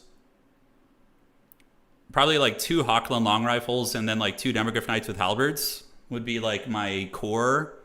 Because Hochlands are amazing at forcing the battle. Then maybe like a Boris Todbringer type character with some sort of burning head magic to clear out peasants, or Lore of Life to heal the demis too is very good as well. But Demogryph halberds are really good in that matchup, and I'm sure you use them, right? Yeah, so you could do like a Hochland build. You could do a wagon-based build. Hochlands are probably a little safer because wagons can be tar pitted by infantry and their ammo can be wasted if your opponent goes man-tied. Yeah. Yeah, Benjamin, you'd have to go back to the previous season if you want to see a turn. I won with Nurgle last season. I did get a Nurgle tournament win. Yeah, that was fun. And then before that, I won with Empire. I got to the grand finals with Skaven twice and lost both times. That was really sad. I just got steamrolled by Tomb Kings. Like, I think it was literally Tomb Kings both times. Yeah. Yes. Your lack of faith is disturbing. Dwellers Below is not bad. It's okay. Yeah. It's usually not worth it. I think there's better lores for that type of thing. Like Burning Head is just so much more consistent. So I'd probably just go with that. Your long rifles got wrecked by a hill. Oh yeah, well yeah, line of sight will just lose you the game if you invest in rifles and can't shoot them. What map were you on, Ent? What map were you chilling on? Did you get a flat open map, or were you kind of a terrain-centric situation? Yeah, wagons are still very good against Bretonnia too, though. You could do like a 3 or 4 wagon build with an engineer with the Mercurial shot, restock the ammo, halberd box on the back objective with some Sigmar Suns or something, and just kind of poke value. What was the last tournament? Yeah, the Nurgle tournament would have been the last one I won. Yeah, that was against Empire. I ended up playing Outer Region in the grand finals. It was a really, really good one. But you know, with Nurgle, you kind of have to roll the dice. It's basically like you can win a tournament if you don't run into any of your hard counters. It's just like luck of the draw. Whereas like other factions can basically win tournaments because they can even win their hard matchups. But Nurgle against a good player, you're not going to win against like Tzeentch or Demons, like ever. You just lose. Turin, when you started streaming, did you ever... Oh, dude, yeah. Well, yeah, I used to... Public speaking is still a stressful thing, despite doing this for a living. It's like I went back to my former high school. One of my teachers wanted me to come for like a career day thing. Because the kids these days really, are into like YouTube and Twitch and stuff. So I went in and had to give a speech in front of the whole school, and I was like super nervous. It was like way, way stressful, right? Yeah, so like public speaking and doing like this type of stuff is very different. It's very different. Yeah. No, Outriders are good, Ent. I love Outriders. Yeah, the Outriders are very cost effective, especially in somebody who has micro like you. They're not going to just like thump your opponent down like a Hochland long rifle, but they're easier to keep alive. And someone with your micro caliber is going to be very, very good. Yeah. Yeah, it's wild how that's changed, Like when I'm sure we have a lot of millennials and Gen Z folk here. When I was young, back in the 90s, and everybody thought like firefighters were like the coolest thing, right? Like I remember all the kids were like, oh, I want to be a firefighter, or I want to be in, this or that. Those kind of like physical, heroic jobs. But now like, it's just, yeah, a lot of the kids I've talked to definitely have a lot of interest in gaming and the gaming culture and, and kind of streaming and whatnot. Crowds of teenagers are mad intimidating. It is, yeah, dude. I bombed on a joke too. So when I was giving the speech to the school, I tried to make a joke and it just was crickets, dude. I got cricket treatment. It was awful. Like literally there was like 500 people there and like no one laughed. Maybe a couple of the teachers did, but the kids just like the teenagers just straight up looking at me. Yeah.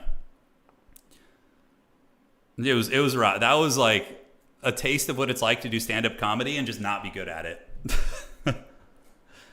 Yeah, Astronauts was another one. Astronauts was another one that people wanted to be. Yeah, it was a rough bombing. It was basically like we were talking about. I was talking to the kids about like technology and like how, you know, I made a joke that the technology I used when I was their age was like from the Stone Age and just nothing. I just not a single laugh, dude. Yeah, it was the Gen Alpha stare is more like it. Yeah, but that was the joke. Yeah. All right. So Dark Elves Bretonnia are going. And yeah, we'll see. No, but it was a fun thing. There was a couple of students who came up afterwards and asked a bunch of like legit questions. So yeah, it was a good event. No, nobody recorded the speech, thank goodness. Yeah. You hear crickets again. Yeah, it was rough. But you know, the one good thing about getting older in general and being, you know, I'm 37 is that like I didn't care. It was like awkward, but I wasn't like upset about it afterwards. You know, like when you have like a very cringeworthy situation in your like teens or 20s, it's like you remember it and it bothers you, you know, but like I didn't care at all afterwards. I just thought it was funny. I'm like, whatever, you know? Yeah. If you could see 3 factions get new units, I don't know. I feel like just any of the factions that haven't gotten DLCs, like the Vampire Coast and Tomb Kings and those kind of factions. Like, I used to care how I looked in pictures. I don't give a shit now. Like, I'll wear fanny packs, have my pot belly sticking out. Like I just don't care anymore, you know, about that kind of stuff. Unless I'm with my wife, and then I'll try and look nice for her. But aside from that. You ever considered a webcam? Maybe when I get a different setup. The setup I have now is not really good for a webcam. Oh my god, they're trying to get my attention. J-Tomb. Oh, look at that. Morse code. They were using Morse code to communicate with me in the game. I'm literally shirtless. I'm shirtless and sweaty right now, just wearing swim trunks. Yeah, no, it's like... this is my comfort zone. You know, just like this. We need the chiseled jawline cam. It's not chiseled right now. Yeah. Yeah, I would say like 80% of the streams are shirtless. Like 80%. Just shirtless, wearing like wearing boxers or just like swim trunks. Yeah, it's like 80% of the streams. You want the greases, Cam? Let me start baking some bread and I'll become greases for you guys. All right, guys. So let's do it. Let's break it down. Taking a look here at the army of Daniken. Oh shit, it's a Charybdis. Oh yeah, dude. Let's freaking go. So Bleak Swords, I'm so happy I lost because we got the Charybdis. Granted, Ogres are very favored against Bretonnia. I think I would have had a pretty good chance. But, yes, we do have Bleak Swords. We got Archers in the secondary. A Wild Charybdis pick. So the Charybdis is a good anti-large fighter, but it doesn't have healing. Very weak to Peasant Archers. But, yeah, if it can just fight Bretonnian big, like, you know, anti-large or large targets and rout the infantry, it could be worse. Daniken really, really likes the Dark Shards, though, too. Looking at the army of Boss Toss, the boss who is a Toss, he does have a front line, which is all chaff. Very normal Bretonnia, like cheap, crappy infantry, and glorious Pegasus Knights, one of the most OP units on tabletop, actually. And then we do have 2 Knights Errant, 2 Knights of the Realm, Alberic to provide bonus versus large, and splash the Dark Elves with some filthy water. And that is going to be it for today. Oh, yeah, Christian, for sure, dude. For sure. Yeah. Let them fight. Let the Godzilla fight begin. It's got to be great. These are 2 big dogs, though. They're both in some of the... These are the two of the most competitive clans. We have RGK and Rat Clan. In Domination, they're the big dogs. And then we, of course, have some ODM champions, but Anticity really carries ODM. There's not too many of them who play... I don't even know if they play anymore at all, or they're very active. I think there's some active ODM Land Battle and Dom players, or Conquest, but... All right, guys. So moving up, this one's for you, Brant. We got 2 Cav units. They're going to gather, and they're going to push out into the battlefield like so. Spray out in any which direction. We'll have to see. And here, the Bleak Swords and the Dark Shards are going to be cruising up. And ladies and gentlemen, the Peasant Hordes arrive. Pegasus Knights, in theory, not bad against the Dark Elf Large, if they can get the charge in them. But, you know, in a straight-up fight, Pegasus Knights aren't going to be having a good time versus Coldon Knights. Coldon Knights have high armor. Pegasus Knights don't have the best armor piercing values. Not going to be amazing for them. All right, so Knights Errant here, grabbing the point with the Knights of the Realm. Knights of the Realm also lose to Coldon Knights, but they can still put up a decent fight. With Alberic, you know, it's different. In the woods, we do see the Knights of the Realm waiting in the trees, and the Bretonnian army surgeth forth. They come in the night to do glorious battle. Alberic thinking about diving down here after Rackhearth. Rackhearth does take a lot of damage. How Chad is this, by the way? You get a freaking Rackhearth pick. This has got to be a meme. I mean, why would you bring Rackhearth over the High Beastmaster as a Tormentor Sword, which is one of the best items in the game? I don't know. I don't know. All right, so the battle is on. We do see the dreaded Bleak Swords, the Bleak Swords of Dread, preparing to advance up. Rackhearth doing a little bit of Scourge Runner poke, and he is going to be shooting into Alberic here. And missing. Alberic takes one of the bolts, but is able to dodge the other one. On the backside, we do see Daniken with the Knights of the Realm coming here, getting ready to party. And yeah, those bad boys are on the way. Bretonnia pulling back, though, for the most part. Maybe going to be trying an envelop here soon. Not going to go well for them, though. These Knights of the Realm and Knights Errant will lose to the Coldon Knights that are on defense. And currently, we have 3 Coldon Knights. Daniken playing a very slow pushing strategy, just kind of gathering a box here. Malice is viable in multiplayer, Brant. He's pretty good. Yeah, he's not like meta, but he's good. He's definitely not bad. All right, so the slow push is on. Dark Shards can be extremely punishing. They're going to need to be shut down. The Charybdis in the middle is anchoring. We do see Alberic actually getting a little bit danger low. He's playing a dangerous game here, as the Shards of Darkness going to be preparing their shots, and Daniken going to be defending the flank as the Knights Errant, Knights of the Realm, getting ready for a big alpha strike. So Bastos is coming for that bread. He's going to do a big old push here, as we do see the Trident of Manon activated, but Daniken is really using the ferocious Eastern European micro here, as he dodges back the Dark Shards, and basically only gets tickled there. Very, very good micro, man. It's insane. All right, guys. So, Coldon Knights. Oh, look at the Beast Lord's Gaze. Oh, it gives them leadership and ward save. Pretty heavy metal. I love that from Rackhearth. Now, the other Knights do get hammered by Dark Shards, but these Coldon Knights, though they are losing this fight, are holding very well, and it's going to be allowing time for the reinforcements to come in. Coldon Knights dominating the Knights Errant there. Doomfire Warlocks coming in and dropping a Soul Blight, and overall looking very, very good for Daniken in the backfield engagement. Now, the issue for Daniken is losing the home objective, as we are going to get more Coldon Knights moving in to battle against the Knights of the Realm, which is very cost-effective for them. Even though they're going to lose 2v1, it's a good trade, and it's going to allow the Dark Shards to set up and shoot. But Bastos tries a big dive in the back, and it basically is a disaster. Daniken able to rip it apart, and now it's going to be stabilizing and continuing to punish. Dark Shard's just sitting and shooting, man. I mean, he makes these units, which are very difficult to use, look very, very smooth and easy as he shoots into those. And the Coldon Knights still don't even get broken. How brutal is that? Danny does need to move these 2 units up on the point, though, to make sure he doesn't lose it. Getting triple capped by Bretonnia would be very, very precarious, as now we're going to be seeing some sort of witchcraft coming out. Burning Head from Daniken.